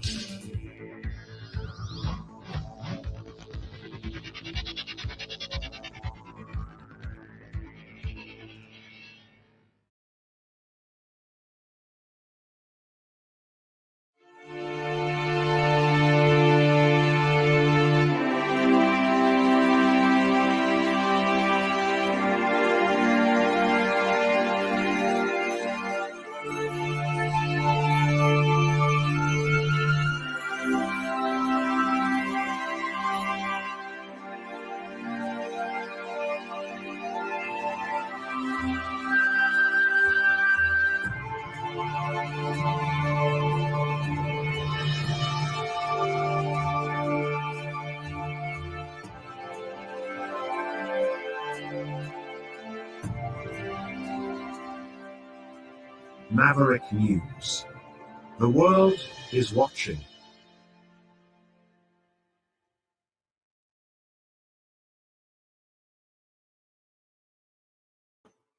Okay, time to move on to our top story of the night, our feature interview. Let's welcome our special guests here tonight, Glenn Wells and Neil Magnuson. Hello, gentlemen. Hello. Can't hear anything. You can't hear anything. No, I've got it off of mute. No, your microphone is muted now, but you can't hear me. Okay. You normally would have to Can you use hear some us? I can hear you, yes. Nodding his head. But you would normally be using headphones. We can't hear you. No. Or you have to have a speaker turned up. Turn up your speaker, your volume. Turn it up. Oh. Maybe now? Can you hear me now? Yeah. Yes. Okay. A little bit of an echo coming back at a bit of a delay. Yeah. But no, that's okay. I think we're all right. As long as you can hear me, we're in good shape. Oh, we're good. I forgot to unmute it on the computer. Well, gentlemen, thank you for joining us on the program tonight. And a big thank you to Leo Lucier, who connected me with you guys again. I mean, he's awesome. He's totally awesome. I've met that man a couple of times, and great friend. Yes. Yeah. Good friend of the channel, good friend of mine now. And I'm so glad that we've been able to connect with him and that he's been able to connect us with you. Unfortunately, I mean, it's a sad situation that kind of brought us together because of the death of Jerry, who started the drugs store. You guys knew him. You were involved with him. He died of an overdose this past Friday, taken to hospital. Before we kind of get into the story of that, why don't you tell us tell the viewers how you came to know Jerry and what kind of person he was. So I've been an activist in Vancouver for the last couple of decades or more. And Jerry came from Saskatchewan to help us out in the Allard trial, where we were trying to fight for the right for the patients to keep their gardens. And so he came from Saskatchewan, where he had a dispensary there in Whitewood, Saskatchewan. And we got to know each other there. He was such a genuine, compassionate, good human being, on top of the world, other than the fact that, when he got raided there in Saskatchewan and they seized all of his stuff and they charged him with being a criminal, that was the beginning of the demise of Jerry. He was struggling mightily with his own, self-worth and things like that. And so I have a show on Pot TV for the last 4 years called the THC Show, Truth, Hope, and Change. And I had Jerry on every week for what we called the Martin Medical Moment. And we would discuss what was going on with him, with his case. And I literally watched the demise of my friend there fall back into addiction eventually, so depressed and upset and angry about what had happened and losing all of his possessions and his image and what have you with the stuff like that. And in my opinion, the government is responsible for his death. They may as well have murdered him. And I think we need some justice for Jerry Martin. And I don't know how Glenn met him, but Glenn was coming on my show every week as well, right before Jerry for the 420 session. And did you know Jerry before that? Yes, yeah, just briefly, right? He'd helped out a couple of times and stuff like that. So, and then he was a good contributor to Tubes and Dubes with us and stuff like that at Christmas time. He was known as the King of Compassion. He helped a lot of people. Yeah, he would walk by people that were living on the street and just give them a $5 bill. Yeah. Very, very sad. So you guys were involved with him and were you starting? I mean, you've got this program called the Cannabis Substitution Program. I think I incorrectly characterized it as the replacement program in the thumbnail, but it's the Cannabis Substitution Program. Was Jerry involved with that with you guys or not? Sure, he was a donator to us at the program. A big help in lots of different ways for sure. He certainly supported what we were doing here. I see. So we'll come back to that, but at some point you guys kind of split off because out in Vancouver, he decided to kind of take a different course. He had, I think, a brother who died of an overdose, and I think that was one of the things that convinced him to open the drugs store, where he was trying to provide a drug supply to addicts that was safe. Can you explain? And I know he's not here to speak for himself, but can you explain his logic and what his objectives were with that business? Well, sure. Jerry was a hard drug user in his youth, involved with the gang life and other things. And he straightened himself right out, went back to Whitewood, Saskatchewan, started living a simple life, ended up opening a dispensary. And, I just mentioned that they eventually raided him and how that all went. What we're doing here in Vancouver is trying to address this epidemic of overdose and death that's happening for the last it's over 7 years now. We're into our 8th year. And, Jerry, of course, had personal experience with that. And then his brother as well, like you say. And, we're all here trying to figure out how to solve this problem. And one of the big mantras of the movement or the area is safe supply. Now, of course, with the cannabis high-dose edibles, you can replace the use of those opioids. You can get through withdrawal with them. It's not like smoking cannabis. Smoking cannabis is not powerful enough to offset the use of opioids and other street drugs, but the edibles are. It's a whole different thing. It goes through your liver instead of through your lungs. It lasts for hours. You can't smoke too much cannabis. You'll just waste your money. Like the 4th good joint you smoke in a row isn't going to get you any higher or do anything for you. But the edibles, you eat too many of those and you can be comatose for days. And so people using the right dose, we have to always warn people, start low, go slow, find the right dose. But at the right dose, we've got a couple hundred people more than that are now successfully on the other side of addiction by using high dose edibles. Jerry, and his contribution to that movement of looking for safe supply, because it's not for everybody. They wanted to try to have a safe supply of these other hard drugs as part of the answer as well. They're very controversial, a I personally have mixed emotions about how that works as well. Although I'm certainly not in favor of the government criminalizing people for having powders or anything that they think might help them feel better. A crime is supposed to be causing intentional harm of significance to somebody else, and so having drugs made illegal makes it all way worse.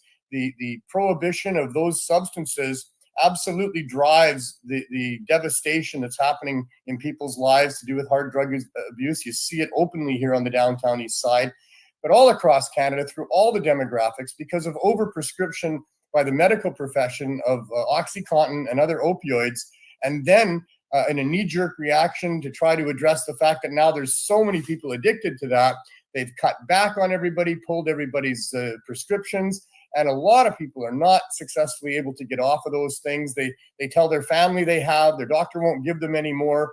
They end up going to the streets eventually and buying, out of the poison drug supply. And so Jerry felt that, somebody needed to step up. We have a really good friend here, an amazing activist, Dana Larson, who has been providing testing for people to bring their drugs in and have them tested.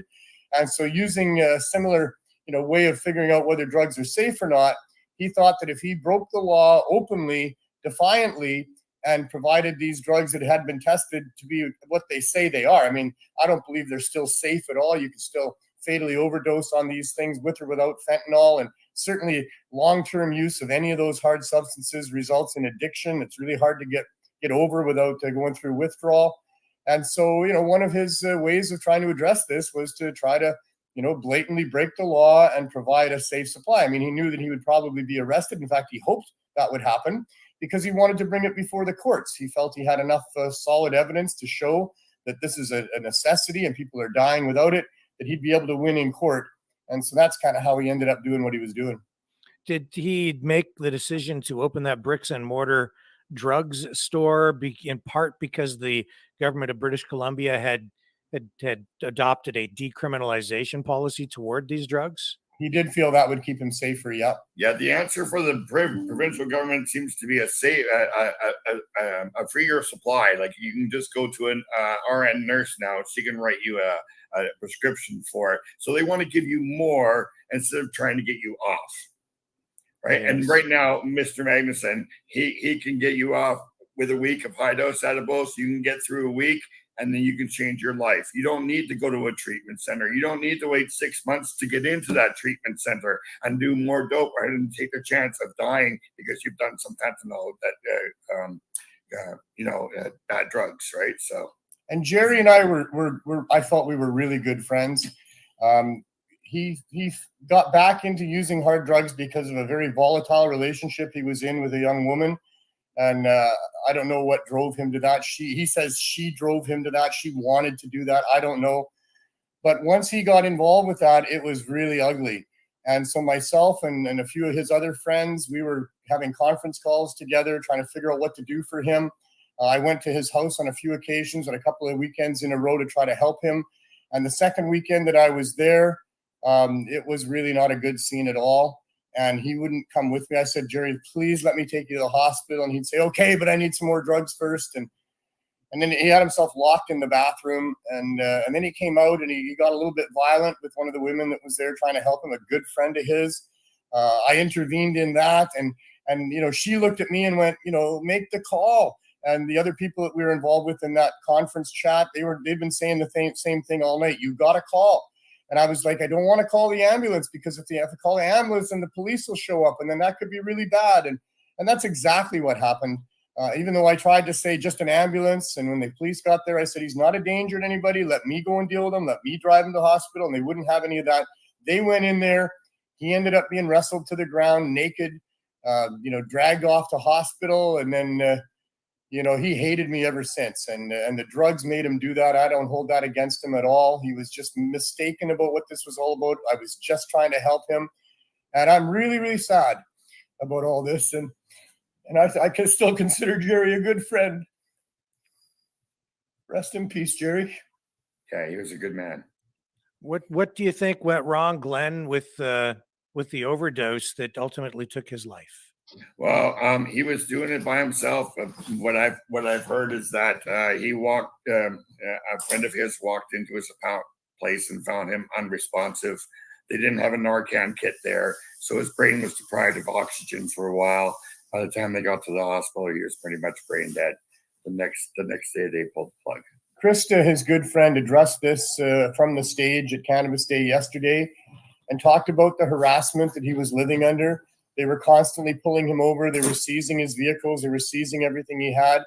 The day before he went out and did what he did, he was really depressed. He was not okay at all. He was thinking that, his mission was going to fail and he was a failure. He was given a place to park his vehicle and sleep in the back. He begged for some money and they gave it to him. I'm not going to say who. And then they were watching him on the security camera. She was watching him on the security camera during the evening and thinking, oh, good, he's safe and secure there. And then sometime after midnight, the vehicle was gone. And I think that, Jerry didn't have access to his usual safe supply. I don't know. I don't know where he got what he got or what he did or how he did it or why. None of us but, we know what happened in the end. Do you think it was even wise for him to open the drugs store, given that he was a recovering addict himself, and to surround himself with all these drugs? No, I never thought that was a good idea at all for him to do that, to specifically. I mean, maybe that's a thing somebody else could do. But he was already facing sentencing on the dispensary charges that he had pled guilty to. The other two did not plead guilty. The other two dispensary owners that were involved with that case, they went ahead and they won their constitutional challenge. Jerry, got scared towards the end of it and he just bailed and pled guilty. But no, I don't think that Jerry was the right guy to do that. And I wished he hadn't have done that. And he's made international headlines. I mean, with what he did, opening the drug store. Vice News here, with this story, and there's a picture of him standing out in front, and those were all the rules that he had to purchase drugs there. He restricted the quantities. Of course, you had to be an adult, and there were other conditions in place in order to avail yourself of these hard drugs that he was providing, which included things like heroin, methamphetamine, cocaine, MDMA. Was there actual value in what he was doing, do you think? Did he save any lives? I doubt he saved any lives. In fact, it may have been the other way around. The value in what he did was trying to force the issue into the courts and force public attention onto it for sure. But one of my big concerns is that he wasn't going to be there available for everybody in a long-term situation. That there seemed to be people that were lining up to take advantage of his services that, were maybe first-time users thinking, hey, well, it's now legal to have some in BC and here's a place to get something that's safe. But I mean, once you're on those things, I mean, if he's not going to be there to help them with safe supply and they're going to end up going down to the street corners of the downtown east side to find it, well, they're at risk of death. So no, I don't think that what he did really helped the addicts, other than in the long-term vision that he had, that in the end they would be helped. And I think that's valid. But no, I didn't agree with what he was doing. But he wasn't talking to me, in the several months leading up to this. I wasn't able to advise him or talk to him about any of that. And Rick, you don't understand, like, we are here on the downtown east side right now. Just outside that door, you can head down the street and people will offer you whatever you need. And if you turn left and walk 30 feet, you'll be at the RV that we've been using for 2.5 years to provide cannabis edibles as an option and cannabis high dose for people as an option. And if you walked out the door and you turned left and walked about 30 feet, well, there was Jerry with his mobile unit that day, parked there doing his thing. He was just right in the same block as us that day that he decided to do that. I don't know why he came to my block here. So what was the event that you guys were at yesterday, which I have queued up here from your Facebook? Yeah, we know, we can see it. Yeah, Cannabis Day. Cannabis Day is a protest against these government policies that's been going on since 1977, started by Buck Buchan and Calm in Edmonton. And here we are. I was going into yesterday really upset anyway, that here we are 46 years later, and I've still got to be angry at a federal government that is allowing people to suffer and die because they won't allow for the availability of high-dose edibles and low-barrier cannabis. And then the city of Vancouver, with our new tyrant of a mayor, has decided that he didn't want to have our political protest. So he fenced off this huge park that we used all the way around the day before and sent out 60 plus police officers to stand there and harass people and make sure that nobody cut Trudeau's grass and sold anything to do with cannabis. It was just horrific all day. I woke up this morning thinking I had just had a really bad nightmare. So, I mean, even though you have these decriminalization policies in place in British Columbia, they're still sending cops out to effect arrests at a Cannabis Day event. Did they actually end up arresting people here? They arrested one person. They also knocked to the ground an Indigenous elder who spent the evening in hospital with a badly bruised arm. They were bullies. They were terrible. This was a throwback to I don't know when, but we haven't seen this type of police action in a long time. They did it in 2015 to a Cannabis Day event to try to stop us then. This was maybe even worse than that, although they didn't arrest people like they did in 2015. And as you can see in the video, we pushed them back. But this is all about medical access too, also, because me as a medical patient, I have PTSD and scoliosis, and I live on a disability. I have $1,690 a month. I cannot go into the government stores and buy every day. It's just too expensive. We want low barrier access so that people can freely afford cannabis at a lower price than $40 for an eighth in a government store. Mm-hmm. It is just way too many. There's so many people that we help with cancers, with all kinds of stuff, right? Seizures. And these events are extremely important for people because there is no real access for people for high dose edibles and low barrier access to affordable cannabis. When we have these events like 420, the Global Marijuana March, Cannabis Day, BC Bud Day coming up, people come from miles and miles around to get what they need. What the city did yesterday was seriously harm thousands of people that would have showed up expecting to be able to get what they need to help themselves with their medical problems, and hundreds of people that really rely on these events to help feed their families and pay their rents as well. And the actions against them by the city has caused great harm to thousands of people. As I tried to explain to the police through the microphone when they were all standing there, a crime is intentionally causing harm to people of significance. And what they did there that day was cause great harm to thousands of people with significance. And that's the crime, in my opinion. What they did yesterday to stop a political rally, to use public funds to try to stop this rally, all of that, in my mind, is a serious crime that's going on here in Vancouver right now, with a mayor who maybe thinks he's living in China and he's now the emperor, not just the mayor. He's not a public servant. He seems to think he's the authority. We're going to be targeting him all summer long. Is this an issue of freedom? Sure. And also an issue that you can carry 2.5 grams of hard drugs on you, but you can't get anything high dose edibles. You can't get any high dose edibles or any cannabis unless it's from a government store. Mm-hmm. It's really like the MMAR and the ACMPR were supposed to be for medical people. Trudeau promised that the medical people would be taken care of. They haven't been. He also said that legalization was going to knock out the underground marketplace because the prices would be lower than you could get anywhere else and the quality would be great. And why would anybody go anywhere else but to a store where you could get all of that? And instead, they've structured a legalization where the government takes $1 a gram from every gram of cannabis that's sold legally across Canada. And, for anybody who doesn't understand, there's 448 grams in a pound. So there's $448 right off the top. Then the province takes their cut, and then the municipalities take their cut, and then the retailers have their markup. And by the time it gets to the consumer, it's way out of reach for people that are on fixed incomes or need to use it daily or are looking for high-dose edibles, which you can't even get anyway. And, it's just a plant like any other plant. It grows as easy or easier than any other plant. It produces more biomass per cubic meter than anything else that farmers grow. Farmers bring to market cabbages and cucumbers and tomatoes at pennies on the pound. And we as consumers, we would never pay $10 a pound for any of it. That's outrageous. At $6.99, the grapes and the cherries and the strawberries are already out of reach for any families on a budget.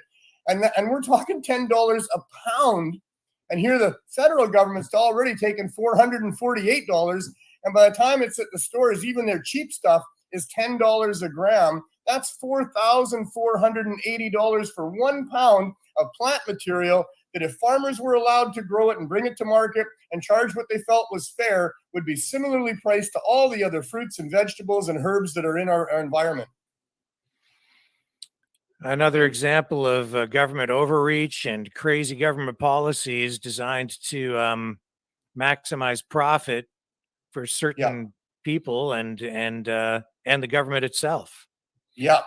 And Mr. Magnuson is using people who have ACMPRs and MMAR medicine, which is federally provided, like given permission to grow, but yet they still won't allow him to use it for the people that he's helping. They want you to buy the government stuff, or they want you to use the government stuff. He's even said the stuff that you throw away and you can't use, because we've heard that there's a production call or some sort of a call every 3 months where they call up for a bunch of different strains, and if you don't have that strain, they don't buy it from you. So that grower is growing for 3 months for nothing. So why don't they give us that kind of stuff if they want to help us out? Why don't they allow us to start saving people instead of having him arrested? He's been arrested already. He's got a criminal charge for saving people's lives, and they asked him to stop. He says, I can't do that. I've sat in that window myself and had people come up to me and say, thank you for being here. You've changed my life. This changes my life. And what is the government afraid of anyway? I mean, they say that their supply is safe, indicating or implying that the other supply that's not government produced is not safe.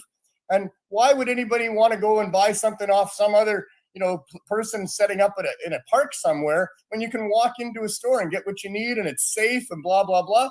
It's because their cannabis is already suspect as far as it being safe in the first place, and the prices are out of reach. So it's only because the government has come up with a scheme where they're not competitive with what would be just a regular marketplace. They've got to use taxpayer dollars to run this protection racket for their little monopoly at our expense, both from financially and for all those people who were supplying in the first place. Before legalization, they estimated cannabis sales in British Columbia were between $7 and $9 billion a year. Legalization comes along. Almost none of those producers and distributors are involved or able to be involved in legalization. Many of them applied, but they couldn't get licenses anyway. So all of those people that were supplying cannabis like that, they had their lifestyle going on. They were able to pay their rent and feed their families with what they were doing there. And even though they were, against the law, now legalization comes in and they're just supposed to stop doing what they've been doing for all this time because it's now illegal. For them, it's been illegal since the beginning anyway, so nothing changed for them. Of course, they're going to keep doing what they were doing. So this is just an absolutely obscene. The cannabis file in Canada has got to be one of the most horrendous examples of government corruption that we've ever had. Well, in a way, it's also illustrative of the differences between just a straight free market system and a government controlled system. Is that fair? 100%. If the marketplace could decide farmers would produce cannabis, of course, you wouldn't be able to buy anything else for a while. All the farmers would turn all of their usable land into growing cannabis if they were allowed to.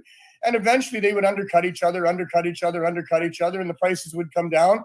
And eventually somebody would say, hey, I really love strawberries. I'm willing to pay $100 for a pound of strawberries. Would some farmer please grow me some strawberries? And I guess they would. And then we'd have other things back in the marketplace.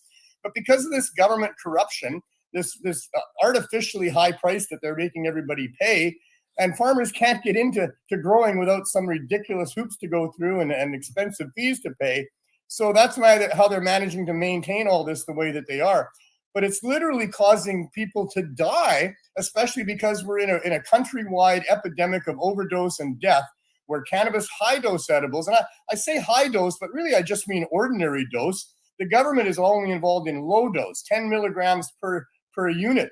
And 10 milligrams is absolutely the right place to start if you've never used cannabis before. You want to start there and find out where your level is. But for people trying to get off of hard drugs, For people that are in wheelchairs, for people that have chronic pain, for people that suffer MS, they need large doses. And people like my friend Glenn need large doses of cannabis to be able to do this, and it's simply not being made available by the government. So of course they're going back to the underground marketplace. I would point out that the Cannabis Act, this horrible piece of legislation, its stated goals are to prevent people from using illegal cannabis, implying that there's some danger in that, and trying to keep people from being engaged in illegal activity as to purchasing or selling these things. But the barriers within the Cannabis Act make it so the Cannabis Act itself is the biggest impediment to reaching its stated goals. The poor people, the people that need high-dose edibles, the daily users, they're forced into the underground marketplace. They're forced to buy that illegal cannabis. And it's even worse than that, because many of them can't find those high-dose edibles. They can't access low-barrier cannabis. They go into the poison hard drug supply to solve their needs. And when the government's tried to shut us down here over the last couple of years, we've had many people come to us during those times and very concerned about what they're going to do. Are they going to have to go back to using crack to try to get some sleep at night, or what are they going to do? You know, it is just really, really disgusting what's going on here. It's twofold. It's because greedy corporate people that have influence on the government were the stakeholders that were involved in the decision to make it the way that it is. And two, I think the Canadian government, rightly so, should be very, very embarrassed and maybe even worried about the implications of having used Canadian tax dollars to the tunes of billions of dollars over this last 100 years of prohibition, criminalizing people, ruining people's lives for nothing. There's no justification in making cannabis illegal. My goodness, if you're going to make anything illegal, make alcohol illegal or commercial tobacco illegal, which kills 4 to 5 million people every 12 months around the world. But cannabis doesn't harm anybody, never been an overdose death, not addictive, no reason to use the criminal law against people. And I think that the Canadian government is probably rightfully so worried that they would be liable for damages for what they've done over these last 100 years. And I guess these cops are really being used to enforce an economic or business model of government control. Must be nice to have all those tax dollars and all those police forces to be able to protect your monopoly. Yeah. Yesterday, the Vancouver police were protecting the cannabis safety unit or community safety unit? Yeah, the CSU. We call it the CSU. In the province of BC, they put together a unit called the Community Safety Unit just to really give us a poke in the ribs, nothing but community safety. But this multi-million-dollar funded enforcement unit that runs around and makes sure there's no medical dispensaries to compete with the government's non-medical dispensaries. They were there yesterday, a half a dozen of them, also on the taxpayers tab, but they had to be surrounded by VPD at all times to protect them because they are extremely hated in this province. They take a lot of medicine from a lot of patients. When they shut down a medical dispensary, there's thousands, usually 1,000, 2,000, 3,000 members of that dispensary, and all those people are just horrified by what they're doing and not being able to get what they've been using to help themselves. So tell me about this. Sorry, go ahead there, Glenn. I was going to say Vancouver put the cannabis situation on the map, right? We had many stores here for many years. The city was supporting it and everything because they could see the benefit that it was doing. And then this law comes along and they all have to shut down. It's like Neo said, nobody's ever died from cannabis.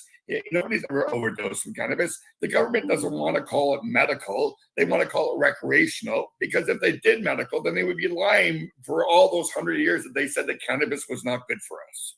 And the federal government still maintains there's no medical value to cannabis. They reluctantly allow for these thousands of doctors that write people's prescriptions to be able to use it. That's still, in their opinion, not a medical viable substance, even though all you'd have to do is Google the endocannabinoid system to see how the cannabinoids mimic the chemistry that our body creates to maintain homeostasis and deal with trauma in our bodies. Yes, he's smoking weed, Gucci. So tell me more about this substitution program. How does that work? So, as an activist back in 2004, in a partnership with David Malmo Levine, we opened what was Vancouver's second dispensary there was the there was the Compassion Club here. But we opened the Herb School, the Vancouver School of Drug War History and Organic Cultivation, right at Main and Hastings. We had a lady there named Lady Marijuana who would make cakes and brownies for us. It didn't take too long of being there before we were having many people from the neighborhood coming in and thanking us profusely for being there and telling us about how the edibles were helping them get through an entire night without using the other drugs. And then after a while, we had many people saying, we're not using them other drugs anymore. Thank you. Cannabis saved my life. And I know so many people that say that that's the truth for them. So now, sorry, fast forward to 2016, where now we have an epidemic of overdose deaths going on, and I have a solution. So I could not sit idly by. First, I went to VANDU, the Vancouver Area Network of Drug Users. They were well aware of the value of cannabis. In fact, they had me set up a little dispensary in 2009. But the lawyers for VANDU, they're a government-funded organization of peers, trying to deal with the oppression of the people using hard drugs. And they were shut down. What I was doing there was shut down by the lawyers after 2 weeks. But VANDU was very aware. And of course, advocating for hard drug users, they were very aware of the harm reduction value of cannabis. So I got their unanimous approval to move forward and to work in a collaboration with them to make it as easy as possible to get high-dose edibles to people. I then went to City Hall and presented to them, to City Council. I held up a bag in a plastic bag of high-dose edibles, and I said, this is the real safe supply that we need to make available as easy as possible for people, and City Council wanted none of it. I then went to the Vancouver Police Department with my lawyer. We explained it all to them. A deputy chief came and shook my hand and thanked me and said, there's not really much we can do for you. I said, I know, I just wanted to let you know what we're about to do. I waited 2 months while I had a professional lobbyist try to get City Council on board with no success. And after that 2 months, I had gathered enough donations from my dispensary friends that I went to VANDU and started handing them out. I did 4 Saturdays in a row just by sort of coincidence, never saying when I was coming back. Just I would spend the week gathering up more donations, and by Saturday, I would show up there around noon. And on that 4th Saturday, there was quite a lineup of people, and there was a handful of people there, wanting to volunteer to help me. And from that point, we did every Saturday for a full year. We then moved to 2 days a week because the lineups were out of control. 250 people lining up for hours to get what we were handing out there. So we went Thursdays and Sundays, and a year and a half into that, so now 2.5 years into the entire program, and the City of Vancouver passed a motion unanimously to support what we were doing with low barrier access. At that point, we went and found ourselves a storefront to get those poor people off of the streets and into a dignified setting, a safe setting, a storefront that they could come to 6 days a week, 8 hours a day.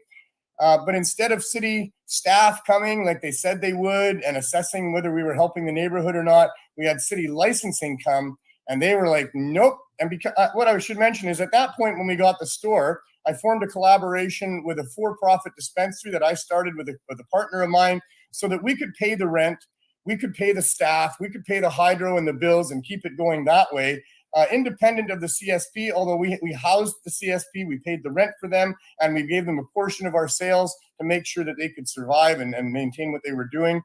But the city licensing said, oh no, you can't be selling cannabis without the provincial license. We spent a half a day trying to get a provincial license, realizing it had to go through the federal government. We then applied with an absolutely airtight application to the Special Licensing and Exemption Division of Health Canada, Mr. Benoit Segwem.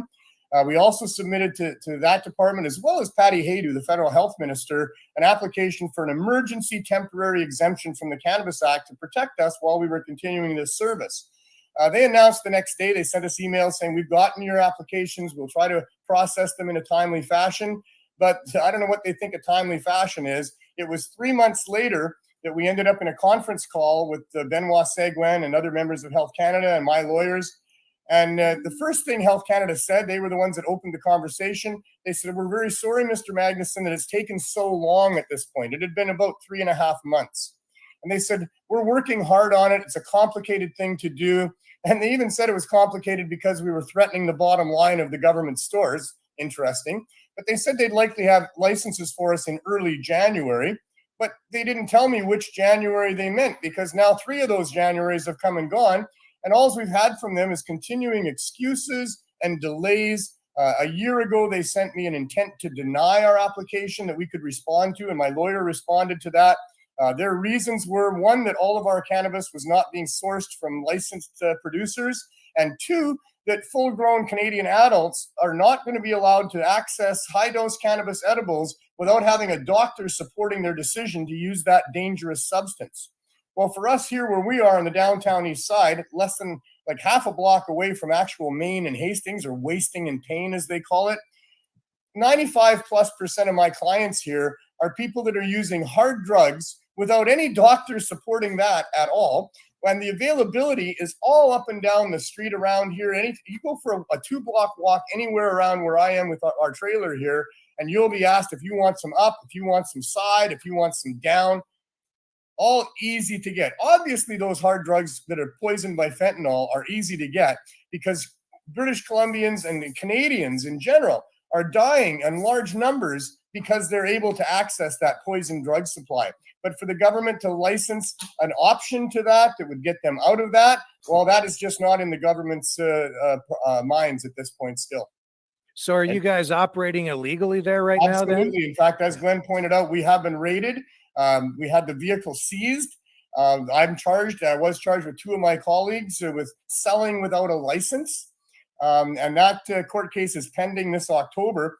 I'll tell you that when the police, after a year and a half of being in that RV, parked in the same place every day, all day, you're only allowed to park 2 hours at a time, but we were there all day, every day for a year and a half with no interference. And we are less than a block away from the police station here. They drive by all the time. The courthouse is even closer than that. And then after a year and a half, all of a sudden we're surrounded by VPD. They charge us, they arrest us, they seize my vehicle. They told me I'd never get the vehicle back, that it was going to be proceeds of crime and used in a criminal offense. But they didn't put me in handcuffs. They didn't give me any conditions. They didn't tell me to stop doing what I was doing, and we certainly weren't about to. We put up tents like you would at a rally and a protest and worked off tables under the tent for 5 weeks while I did my best to try to talk to the Vancouver Police senior officers. I finally got to sit down with one and I said, what are you guys doing? You know who we are. We've been doing this for many years. We're helping people. We haven't hurt anyone. He said, well, just hang on a minute. He said, we found 21 grams of crystal meth in your RV. Well, I got really upset. I said, oh, no, you didn't. I said, if you found that there, you planted that there. I said, we're in this neighborhood trying to get people off of that shit. You think we would have anything to do with providing it? Not a chance. And I just been on this big rant. And the next day, the VPD called me back and said, you can come and get your RV back, Mr. Magnuson. And I did that. And I parked it right where we had parked it for the year and a half before. And we've been here now for well over a year since that raid while we're dealing with these charges. It's been a whirlwind. Man, oh man. And my position is I'm not operating without a license. I'm operating with licenses pending. We were told by Health Canada that they would have licenses for us 3 Januaries ago. We were told by City Council. I went and met with the councillor that passed that motion, myself and Jody Emery and a member of Van Du and a member of the Green Cross. And we had a great conversation with her. We left with an understanding that we would find a storefront and we would move into it, and then they would send city staff and assess what we were doing. So I was told by both levels of government that there was licenses coming for us. Meanwhile, we cannot stop what we are doing here. We are very aware of it, but we've got doctors, Dr. M.J. Malloy, Professor Zachary Walsh, others, all the harm reduction units in the area here that are other than us. They all support what we're doing. The doctors and professors and the people's testimonials are that we can't stop what we're doing because there's hundreds of people that are now relying on us for this safe supply of cannabis. And if we stop, they're going to be forced back, probably many of them, to go back into the poison drug supply. So ethically, I can't stop no matter what they do unless they somehow lock me in a cage or kill me. I just can't stop. We've come to know all these people, right? Like there's hundreds of people that come here that have been coming here for years. They feel like we're family to them, and we feel like they're family to us in many cases. We're not just here dispensing cannabis. We're here lending an ear to people to tell us their stories of what's going on. We were collecting all kinds of data. Now we collect a small amount because we're in an RV instead of the store. But we wanted to know, what is your journey? How are you here? What are you using? What's the issues? and all of that kind of stuff. So I know these people personally. We all know them all by name. And we're supposed to now just turn our backs on those people and say, you know, sorry, but without a piece of paper from a doctor, the government won't allow us to help you. Well, I personally, as an ethical human being, cannot do that. And I've extended in my most recent submission, because Health Canada sent us this year another intent to deny for the same two reasons as before. And I wrote the letter this time to them. And at one point I said, perhaps you or your staff would come and visit us and interview the people that we're helping and see what we're doing here, so you would understand why in our minds we can't stop. And, you know, they've never been here. They've never come and talked to me. We've never had negotiations. We send them the recent scientific studies showing that cannabis, and they just write back and say, Baron, you know, rest assured, Mr. Benoit Seguin several times has said to me over the last a couple of years, rest assured, Mr. Magnuson, our team is working diligently on your file every day. Well, I'm not sure what that's costing taxpayers, but it must be quite a bit. And what is the problem? It's not that they can't figure out how to say yes to us. It's that they can't figure out how to say no to us either. We knew they couldn't say no to an application that was so profound that we put in. We didn't expect that they'd be able to delay for over 2.5 years now, coming up to 3 years in September, and just not say yes to us at all. So how do you sustain what you're doing? How do you? The CSP is all by a bunch of wonderful donators. So the CSP donates almost everything that we provide out there, but we still have that collaboration with the dispensary that we call the Healing Wave. We are low barrier. So most of the sales that we make is cannabis that goes out at $1 a gram. That's still $448 a pound, but it's what I have to pay in the marketplace to be able to bring that in. But we have for over a year and a half now maintained $1 a gram. We allow 5 grams per person per day at $1 a gram. They can also buy joints pre-rolled for $1 and a limit of 5 per person per day. We have what they call the Phoenix Tears, the full extract cannabis oil, which is the most powerful cannabis edible that you can get. We have that for $10 a gram. It's way more than that, as anybody else knows out there, way more than that. We have numerous other things like live rosin at $15 a gram, where it sells for $60 and $70 a gram elsewhere. So this is what we do. And I maintain a model that isn't making me rich. In fact, I'm behind on, you know, I'm helping out myself to make this all work. But basically, we're able to sustain. We are still renting that storefront. We're in it right now. Because that's the address on our application. And we never thought it was going to be over 2.5 years before we got a license to be back in the store. So I'm still paying rent on this space and the hydro. We are now we've been over 7 days. We've been 7 days a week for over a year now. And, you know, I got to pay staff and all those other things. And we do all of that. I maintain a pretty good balance to make all of that work. That's how it works. And that's not all. He provides 260 people 420 milligrams free every 4 days. Yeah. If you don't have any money, if you walk up to say, hi, I'm having a hard day, could I get a joint or an edible? We give it to you for free. Yeah, the program is still running. Yeah. We registered the people. We moved them from Vandu on the street over to our store. We got their contact information. We registered them as members, gave them numbers. We stopped at 250 because that was about what we could maintain at the time. And we really haven't expanded it much from there. We're up to about 106 or 268 because there have been some sad cases here in the neighborhood that I've just decided we're going to include them in our program. But nobody gets turned away, as Glenn was saying there. If they're not a member of the program and getting their 420 milligrams of their choice for free every 4 days, they can come every single day and get a 100 milligram muffin or a joint to get them through to the next day. We don't ever turn anybody away here. So do you think you'll ever get a license? I believe we will. I believe we will. I believe that we're going to kick the crap out of them in court because we have all of this evidence supporting what we've done here, and we've done it the right way from the start. We've never tried to hide anything. We've been very up and above board. We have every time we're here, every day we're here, it's another demonstration. So we've had literally about 1,000 different demonstrations over the last 6.5 years, all of them successfully showing what we've done here and documenting all of it. if they don't give us a license by the time we get into court, I believe we will beat them in court. But I don't believe Health Canada wants to take us to court. I'm pretty sure they're going to try to stop that, and maybe they're going to do that by giving us some sort of an exemption before that. I really can't say. I'm shocked it's taken all this time. What it is for me is a huge exposure as to just how corrupt our government has become here in Canada. And I can't say the lengths of that corruption, but it may include not ever giving me a license. I don't really know.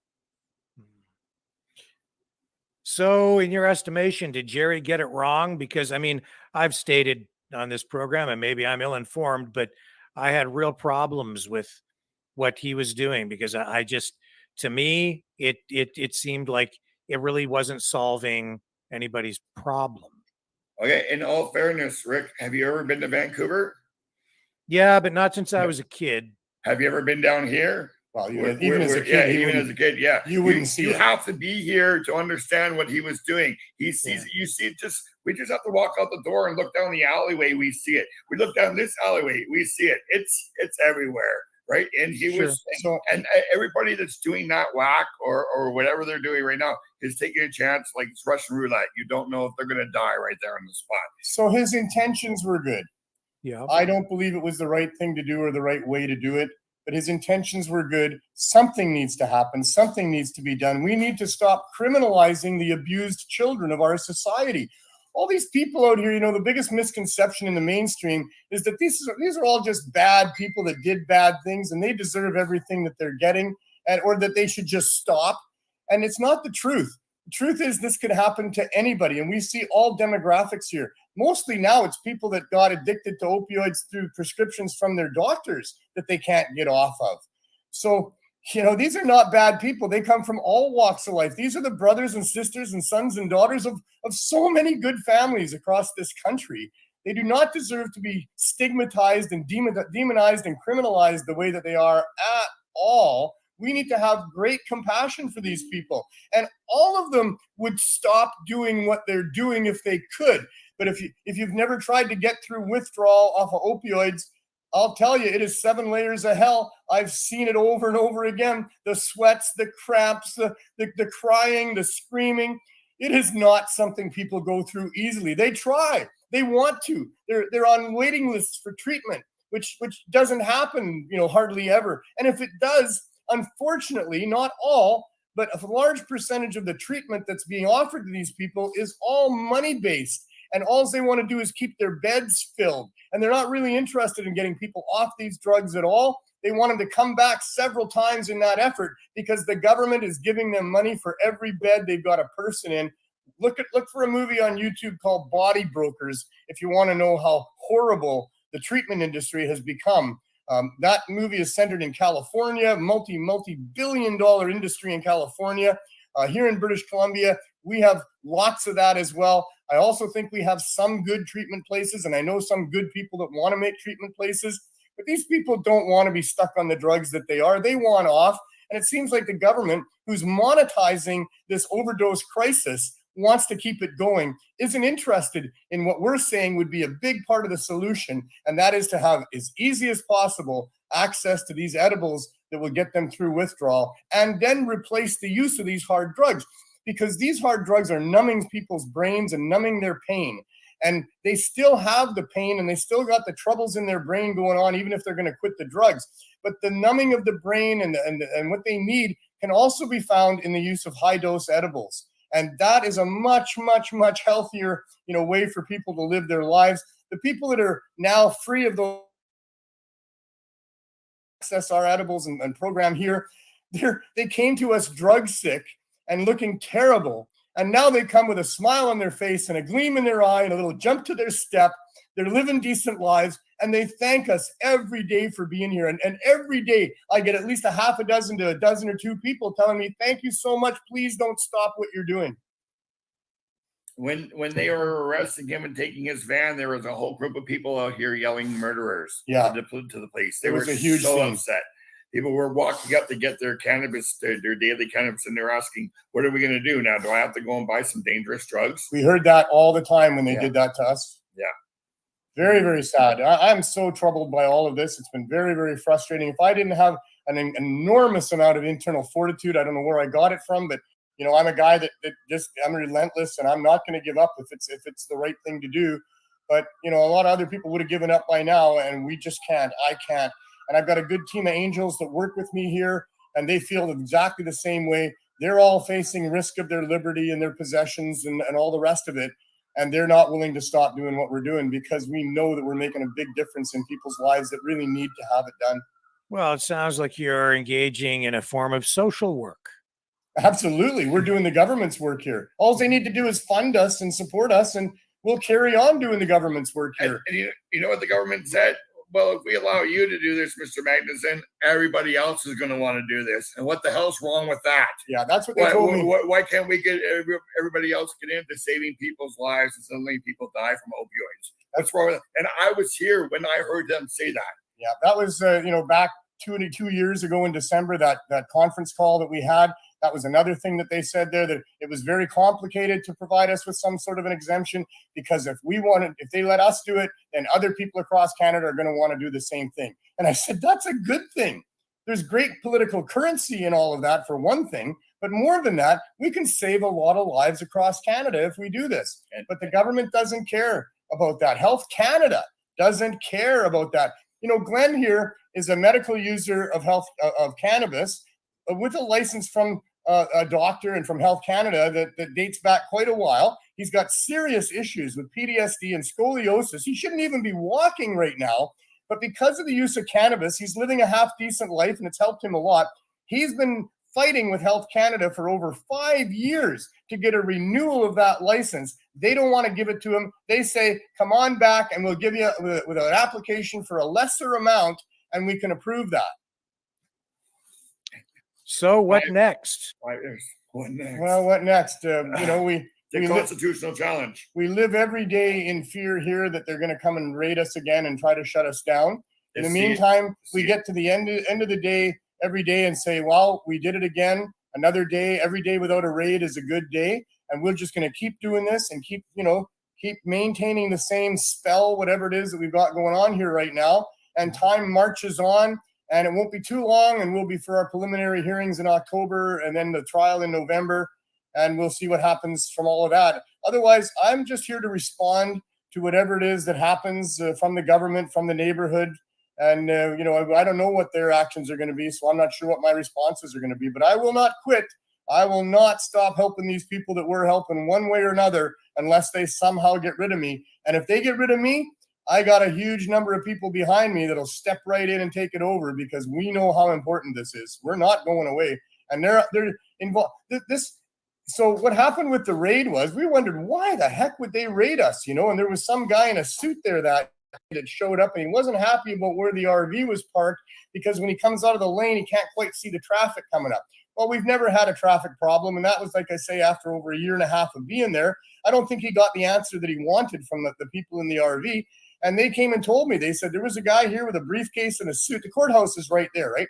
So I thought probably that was a prosecutor, because later on that afternoon is when we got raided. But when we got our disclosure, that wasn't the case at all. They had run a 7-month investigation into us with high-powered cameras, with undercover people and surveillance going on. And then they put together all this evidence that proves that we were actually selling cannabis, even though my RV has big signs all over it that we're a low barrier access point for people to get cannabis. They never came and talked to me. I always thought by watching crime shows on TV that, they take the main suspect in and put him under bright lights and ask him a bunch of questions. I would have told him everything. I was free and open about all of it. They never even came and asked me. They spent hundreds of thousands of dollars to put together this 7-month-long investigation and then arrest us. And then the Crown, on behalf of King Charles, and prior to that, Queen Elizabeth, who actually runs the show here in Canada, apparently, the Crown spent who knows how much money to put together disclosure full of all kinds of, well, we attended this day, we've got these pictures, we've got these officers, and on and on. And no mention of any victim or anybody that's ever been harmed in any way, anywhere in all of that. I've now had 16 court appearances, all on the public dime. There's more to come in October and November. My other 2 co-accused, who actually pled guilty because they were told they would get a complete discharge if they did, they're still going through the courts. They've had 20 appearances. The latest thing is the Crown wants them to write out a 2,000-word essay on why it's wrong to sell cannabis, which they've refused to do. So now they're going to be back in court on that. So I would estimate somewhere around $1 million has already been spent on me and my program here. And if we make it into court in October and November, well, you know, any day in a courtroom with all of the money and expenditure and all those people on salaries, that's a huge bill again for taxpayers. It's going to be well over $1 million. And what are they going to get out of me in the end to pay back taxpayers for all that money that they thought it was okay to spend? They're looking for 6 months incarceration for me, house arrest. So for 6 months, I won't be able to leave my space here after dark. Well, that doesn't do taxpayers any good at all because I'm a citizen on patrol wherever I am. I'm an ethical human being. When I'm going through the world and I see people in trouble, I help them. So taking me off the streets for 6 months isn't of any value to taxpayers whatsoever. They're just thinking that they can get away with wasting well over $1 million for what? For what? Crazy. Corruption. Wow. Yeah. Is there anything that I'm kind of missing here tonight? Any direction that I haven't gone in that you guys want to discuss? I think we covered a lot of ground. Yeah. Cannabis is a plant that grows as easy as any other plant and should be priced accordingly. And thank you to the donations to the CSP, we're able to do this kind of a program too. The government is corrupt as can be, and that's just so obvious by all of this, especially yesterday. Oh my goodness. No, I don't know what else there is, although we could talk for a long time about, you know, the prohibition of cannabis and what caused all of that and why they used all those lies being told by William Randolph Hearst back in the 30s about, you know, people using reefer and then doing violence. How it was the Rockefellers that wanted to take over the sale of fuel because Henry Ford had developed a car that needed fuel. And he thought that those cars of his would be run on hemp ethanol. Hemp ethanol is 10 times more efficient than corn for producing ethanol. There's no other plant really like it. Maybe that it grows so fast and produces so much. And so the Rockefellers who owned all that fuel, those fuel rights, wanted to have their ancient, fossil fuel used to power these cars that millions of people were going to eventually buy. And so they lobbied hard they were behind the ending of alcohol for sale for a while. The alcohol prohibition in the States was not about people drinking alcohol. It was all fueled by that Rockefeller group that didn't want people to be able to use alcohol to fuel their cars. And that's why that all happened. And then once they got alcohol prohibited, then they went after cannabis and hemp. The Rockefellers also in similar time frame were in a partnership with Bayer Pharmaceutical. They came up with pills to replace all the different herbs that people had been using. Prior to then, all there was botanical drugstores. There was herb schools where people learned how to use herbs to help and heal people. And the Rockefellers released a report at a timely time by Abraham Flexner that demonized the herb schools and the botanical drugstores, said that herbs and botanicals were kind of voodoo medicine, that the modern age of medicine had arrived and they had pills that they could properly dose and doctors with white lab coats trained by universities to know how much to give you. And they really did their very best to wipe out what had been medicine for people for thousands. God's gift to us as medicine is that are here, and the Rockefellers and their ilk are much behind this reefer madness, the lies that we're told, and the 100-year-long in Canada here prohibition of cannabis. And it goes when we could talk for days about all of this type of stuff. Yeah. Ask the GPT, artificial intelligence, why cannabis is illegal, and see what answer you get. It was amazing. We just did that on the show last week. I'll do exactly that. It knows. It knows, but it's not willing to say for sure. So it tells you all about the pharmaceutical companies. It tells you all about the cotton industry and all about these other industries that profited off of cannabis prohibition. And at the end of each one, there's a little sentence that says, so they very well may have been involved in influencing people, in influencing the government. I'm like, what? Chat GPT understands that it could have his head cut off if they actually do state the truth? Well, here's the answer. There it I don't is. have it up on the screen. Okay, here it is. So here's what Nice. it says. The reasons behind the prohibition and continued illegality of cannabis are multifaceted and vary across different jurisdictions. It's important to note that perspectives on cannabis have evolved over time, and the following points reflect historical and general reasons often cited. 1. Historical and cultural factors. Cannabis prohibition has roots in various historical and cultural contexts. In the early 20th century, concerns about drug use, particularly by certain marginalized groups, led to the criminalization of cannabis. Racist attitudes, propaganda, and moralistic campaigns influenced public opinion and policy decisions. 2. Perceived health risks. Cannabis was classified as a Schedule I drug in the United States in the 1970s, indicating that it was considered to have a high potential for abuse and no accepted medical use. This classification was based on limited scientific research and political considerations rather than comprehensive evidence. Concerns about potential health risks, such as addiction and mental health effects, have been raised, although scientific understanding has evolved in recent years. 3. International drug control treaties. The International Drug Control Framework, established through treaties like the Single Convention on Narcotic Drugs in 1961, influenced many countries to adopt stringent drug policies, including the criminalization of cannabis. These treaties aimed to regulate and restrict the production, distribution, and use of certain substances, including cannabis. 4. Social and moral factors. Societal norms and moral perspectives have played a role in shaping cannabis legislation. Some people and institutions perceive cannabis use as morally wrong or harmful to individuals and communities. These perspectives can influence public opinion and political decisions related to cannabis policy. 5. Economic considerations. The illegal status of cannabis has created a significant market for the drug, which has been exploited by criminal organizations. Some argue that keeping cannabis illegal perpetuates a profitable black market and associated criminal activities. However, the potential economic benefits of legalizing and regulating cannabis, such as tax revenue and job creation, have led some jurisdictions to reconsider their stance. It's worth noting that attitudes towards cannabis have shifted in recent years. Many jurisdictions have decriminalized or legalized cannabis for medical and or recreational use, driven by evolving scientific research, public opinion, and evidence of the potential benefits of regulated cannabis markets. However, the legality of cannabis continues to vary worldwide, with different countries adopting diverse approaches based on their unique circumstances and considerations.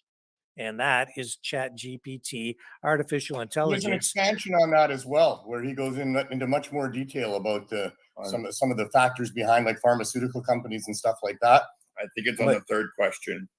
But the other thing is that sure, these jurisdictions have now decided that they're going to embrace legalization because they've been shown a legalization model that allows for strict controls, artificially high prices, and maintaining the same mechanisms of prohibition that have been in place during all the prohibition, so that all those people that are making money off of prohibition get to still make money off of prohibition.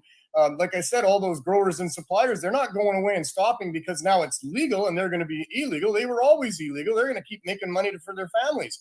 So, this model of fee to play is a good one as well, where the government controls all this stuff. The prices are kept way up there. A whole bunch of these billionaire stakeholders are making money off it. Is not something that we've been fighting for all this time. We want the free market to be able to be involved and let prices be where they are based on what it actually takes to bring this product to market. What amazes me is that the government comes along, they set up this system, and what I've seen is the producers, many of them ended up going out of business, and even some of the retailers couldn't make a go of it. It's like you couldn't have done a worse job of setting up the market. Yeah, all those players are being absorbed by the big boys. This will be like commercial tobacco. It's structured so that you really can't make a proper buck in it all the way along the way. My friends Don and Carol that own the weed stores, they're having a real hard time making any profit based on what they have to sell it for, what they have to buy it for. Their sales are down to 10% of what they were before legalization. They had 18 stores before legalization hit in Canada here, and they're now at about 10% of what they had before with respect to their sales, and the amount of profit that they're making on what they're selling is way down as well. They're struggling to keep. All the privately owned stores here in British Columbia are struggling. Many of them are closing. There's two different types of stores. Those that are owned by those private operators that manage to get licenses for huge fees, and the government stores where no fees were paid, where public buildings are used, and where they have even better deals that they're getting from the government as well. They're able to turn a profit because taxpayers are subsidizing all that.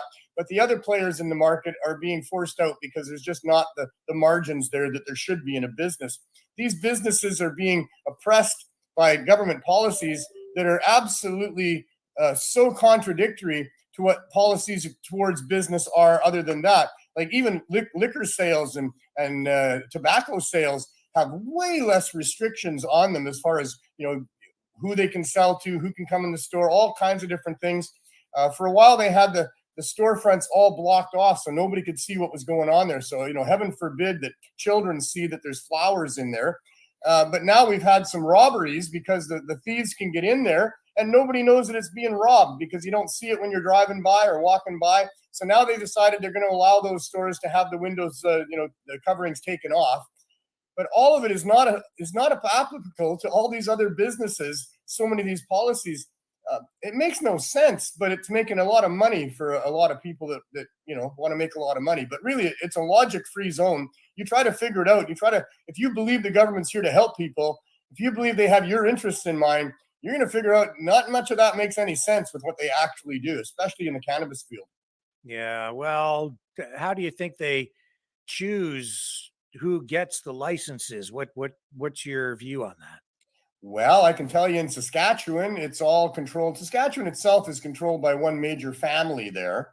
And it's their friends and insiders that have gotten the licenses and many licenses. And I'm told that the similar thing is going on in Manitoba, that there's other big players involved in British Columbia.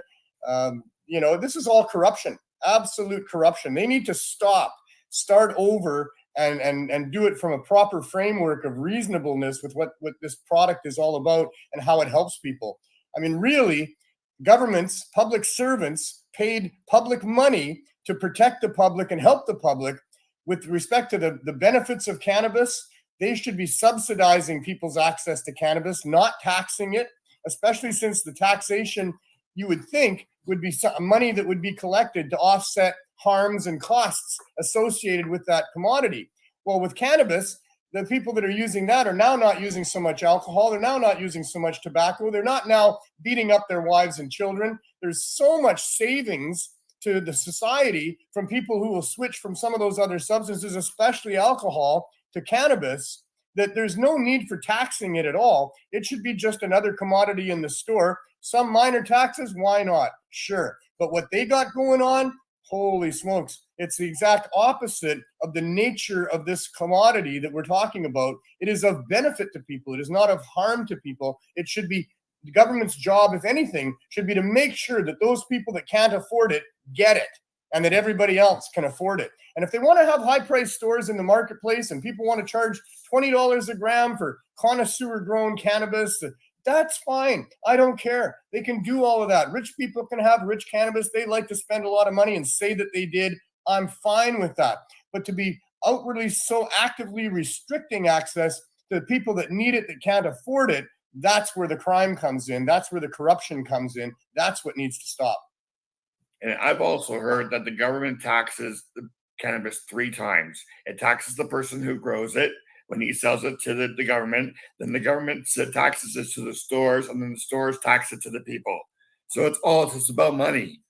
There's right? more levels than and that. we can make our own beer and we can make our own wine. Why can't we grow our own cannabis and buy it from stores just like we can now? And why would they limit it to 4 plants? Yeah. And Manitoba and Quebec, they don't even allow people to grow any plants. Why would they limit it to 4 plants? Just so you can't engage in the commercial aspect of things whatsoever. I mean, how many tomato plants can you grow? How much tobacco can you grow? Lots if you look into it. There's not these restrictions on anything else. why can't you grow cannabis? Because it's not safe for children in the home? Well, 95% of the plants that you grow as houseplants are poisonous to children. Kids just don't eat them typically. And when they do, they end up at the poison control center. And that is a thing. But they allow people, there's over 100,000 people in Canada that are allowed by the federal government to grow cannabis in their homes. Where is there a problem with children being around these plants? There isn't. So all of these things are made up, that it harms the developing brain. That is a bunch of BS. Cannabinoids are in mother's milk.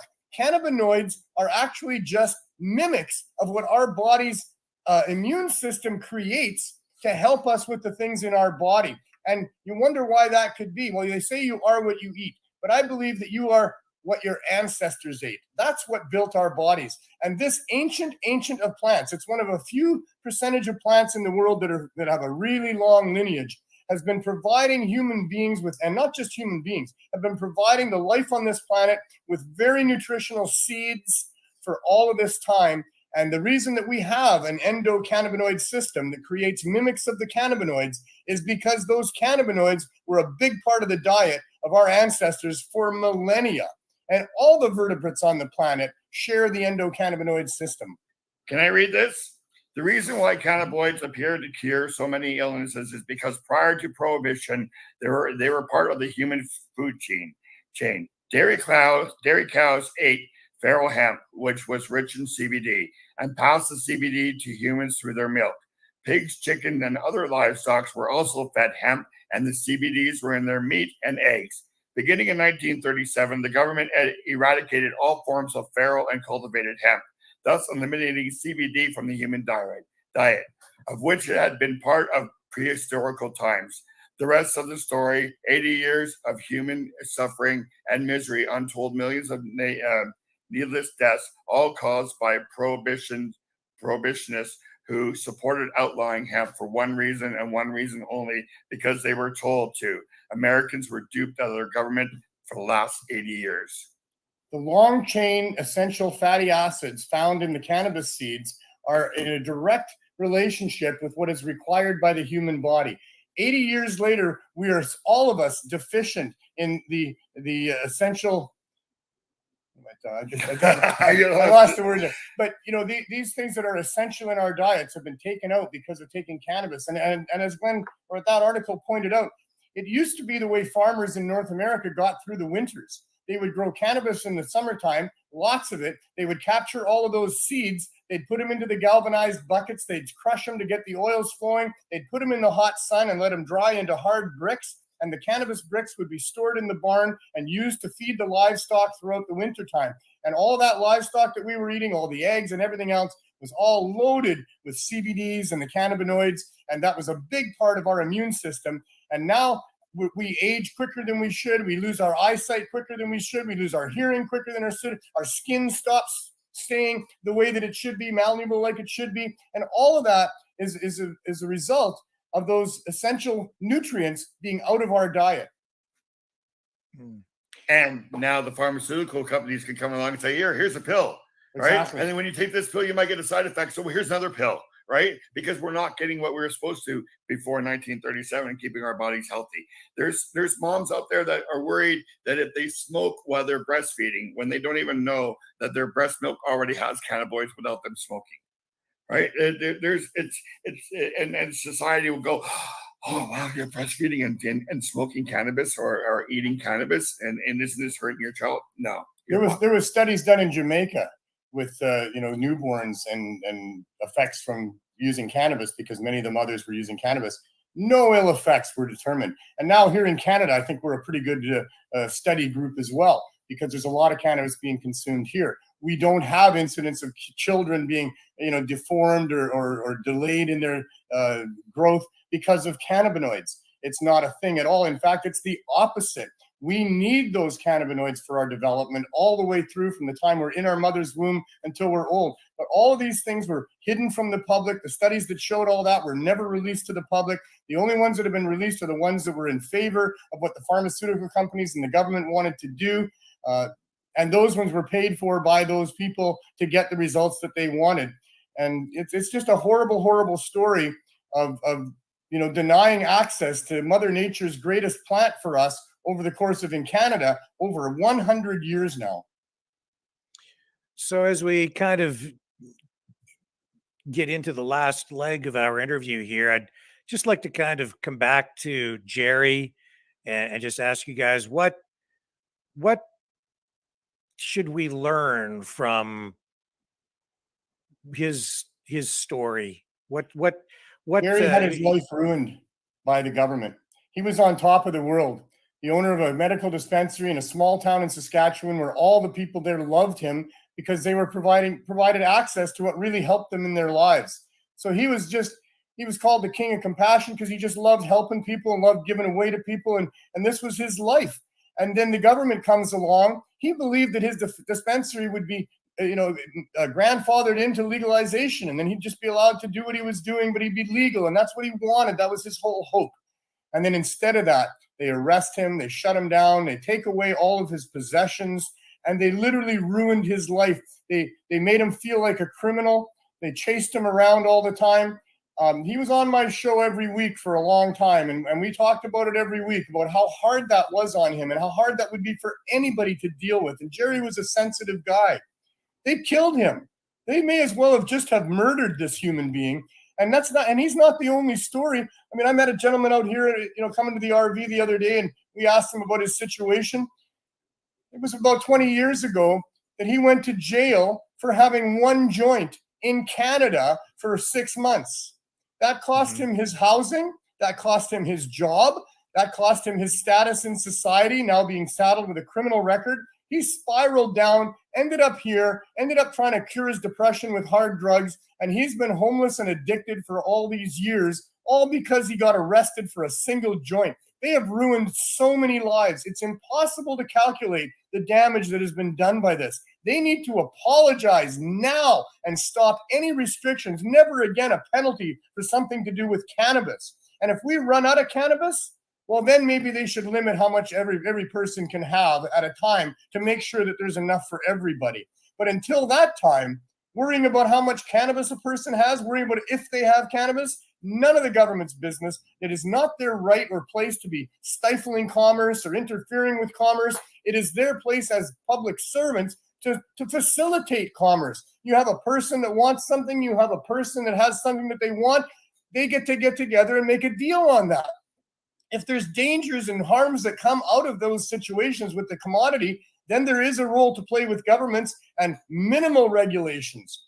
Regulations against free people have to be as minimally intrusive as possible. And almost all regulations that are required for the things that are dangerous in our society are simple words on a package at the point of sale. And that's all that's required. And that is all that would be required for the cannabis concentrates and edibles. And as for cannabis flower, there's just no need for any restriction on any of that or any regulation on any of that, any more than there is for coffee or lima beans or whatever else is in our marketplace. And Glenn, how would you like people to remember Jerry, the proprietor of the drugs store, as and your friend? Compassion, somebody who was taken advantage of, made an example of when this new legalization came through. I want him to be remembered as the man he was before he got back involved with those hard drugs on a personal level, because they really did change who he was as a human being. And prior to that, the real Jerry, a wonderful guy. I loved him. Yeah. Well, he was only, how old was he? 50? Yeah, 51 or something like. Yeah, 51. I think. Yeah, I can look on my phone right now if you want. No, it's okay. I'm sure that you know something else with Jerry is that he's a smart guy, and he understood the problems that we're having here. His first endeavor was microdelics, to make sure that people could get access to the psychedelics, the mushrooms, the LSD, the DMT, the ayahuasca. Those sorts of compounds are extremely valuable for people that are struggling and suffering in their life with depression or addiction and those other things. And for the government to be, and cannabis too, with cannabis, the only thing that was illegal with cannabis was the THC. That's what they tested for. If it didn't have THC, it wasn't considered to be marijuana. And THC is the cannabinoid, has great medical value, but one of its most important things is it provides euphoria. euphoria that is important when you're dealing with illness and pain. So when you're seeking out a natural product that's going to help you with your dis-ease, it has the cannabis plant has this euphoric molecule that allows you to be in a better state of mind, if you will. You know, laughter is the best medicine, and cannabis can make you laugh. And these other psychedelics as well. What is it that the government is using our money and our criminal justice system to prevent people from doing? They're preventing them from thinking in certain ways, from altering their mind in certain ways. These are mind crimes that are being committed that the government is trying to stop from happening. They don't want you thinking. Nixon said, we can't have all these young people sitting around smoking marijuana and wondering why we're paying taxes and going to war. You know? So we're talking mind control, and that's what's trying, and nature provides these mushrooms. They're in the front and backyards of everybody here every fall and every spring. Are they all criminals for having those things there? Are they not, you know, part of this community of life on this planet? Are they not able to go and pick that out of the ground? And if they think it's going to help them, are they not allowed to try it? You know, it's just stupid as hell. It's crime. It's corruption. It's not stupid. They're not ignorant. This is not ignorance. This is corruption. This is about the crown. This is about the king and all of his little minions of elite people that want to control people, that want to make sure they're not thinking thoughts about why they're paying taxes and going to war, and they want to profit off of us as best they can. They want to keep us sick so they can sell us pharmaceuticals. The implications just go through so many levels and so many aspects of human life that I think that the attempt to restrict access to cannabis over the last 100+ years is one of the worst crimes against humanity that's ever happened. And I dare anybody to try to convince me otherwise with all of the really obvious harms that you can see that's been done. And with mycodelics, as Neil started, Jerry found that if he could alter the chemical makeup of it, it was legal to sell, and that's what he was doing. Yeah, there was analogs that were legal that still work. And so some pharmaceutical companies or some people, investors, were trying to help him do this. So the stuff was available online at Mycodelics. So you just look it up, and you could get something for DMT, you could get something for mushrooms, you could get something for acid. And it was all legal because it changed the chemical makeup, but you had the same effect. So that's how he was trying to help people. Well, denying human beings the nature that's there for them when they're struggling and suffering is a serious crime against humanity, in my opinion. Well, you talk about a mind crime, and you guys have certainly put your minds to this. You've thought your positions out very carefully and thoroughly. As we get to the end here now, I'll just ask you for some final thoughts as we wrap up. Go ahead. You got it. Oh man, how do you wrap this up? Just to, everybody do the best they can in a very corrupt world. Let's all be part of the team that tries to sort these things out and get government back into the box that they belong in. And in the meantime, life is short. It's way too serious to take too serious. Have as much fun as you can, but let's be all part of the same team here. And I would say to all those people who are telling their stories in the comments here, write your letter to Health Canada. Let Health Canada know how much cannabis has helped you. I've been off crack cocaine for over 25 years because of cannabis. Okay, so it does help. It's an amazing drug, and I'm healthy. I'm 50 pounds lighter. I'm not lazy. I'm the producer of his show. So yeah, I've had 4 kids. I have a Cannamatch.ca dating and meeting site that's cannabis related. You never have to ask anybody if they smoke cannabis on Cannamatch, because that's all we do. We get people together smoking cannabis. I'll just throw in there, for me personally, I was just a mainstream dude, carpenter, working family man, and my 16-year-old son wanted to smoke a joint with me, and it wasn't a bonding moment like having a beer with your son. It was like me worrying that, oh no, now my son's going to have to worry about the police like I have all my life. And so on behalf of my son and the upcoming generations that are coming, this is why I do what I do. I don't want this to be the reality for so many other people. That's been my reality. It has harmed my life in so many ways. By now, I'd be rich from my skills as being a restoration expert, and I'd be fishing in a lake somewhere instead of having to spend so much energy and literal suffering on my own part to try to address this serious situation up against such staggering odds that we seem to be up against.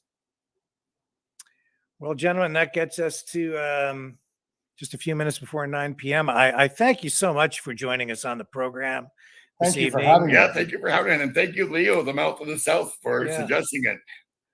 Yeah, absolutely. Thank you, Leo, for again connecting the Maverick family and myself with you guys, as he has with other interesting guests that we've had on the program. And tonight's show has been stellar. And again, this is really about the memory of Jerry Martin, the guy who started the drugs store.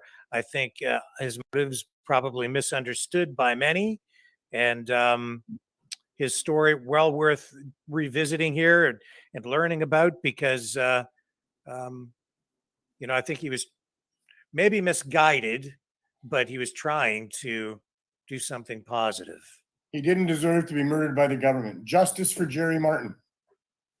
Gentlemen, thank you so much for your time here this evening.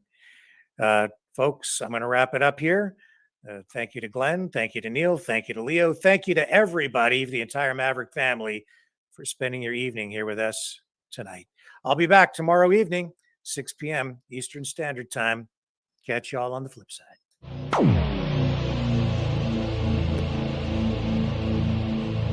This has been a Maverick Multimedia production.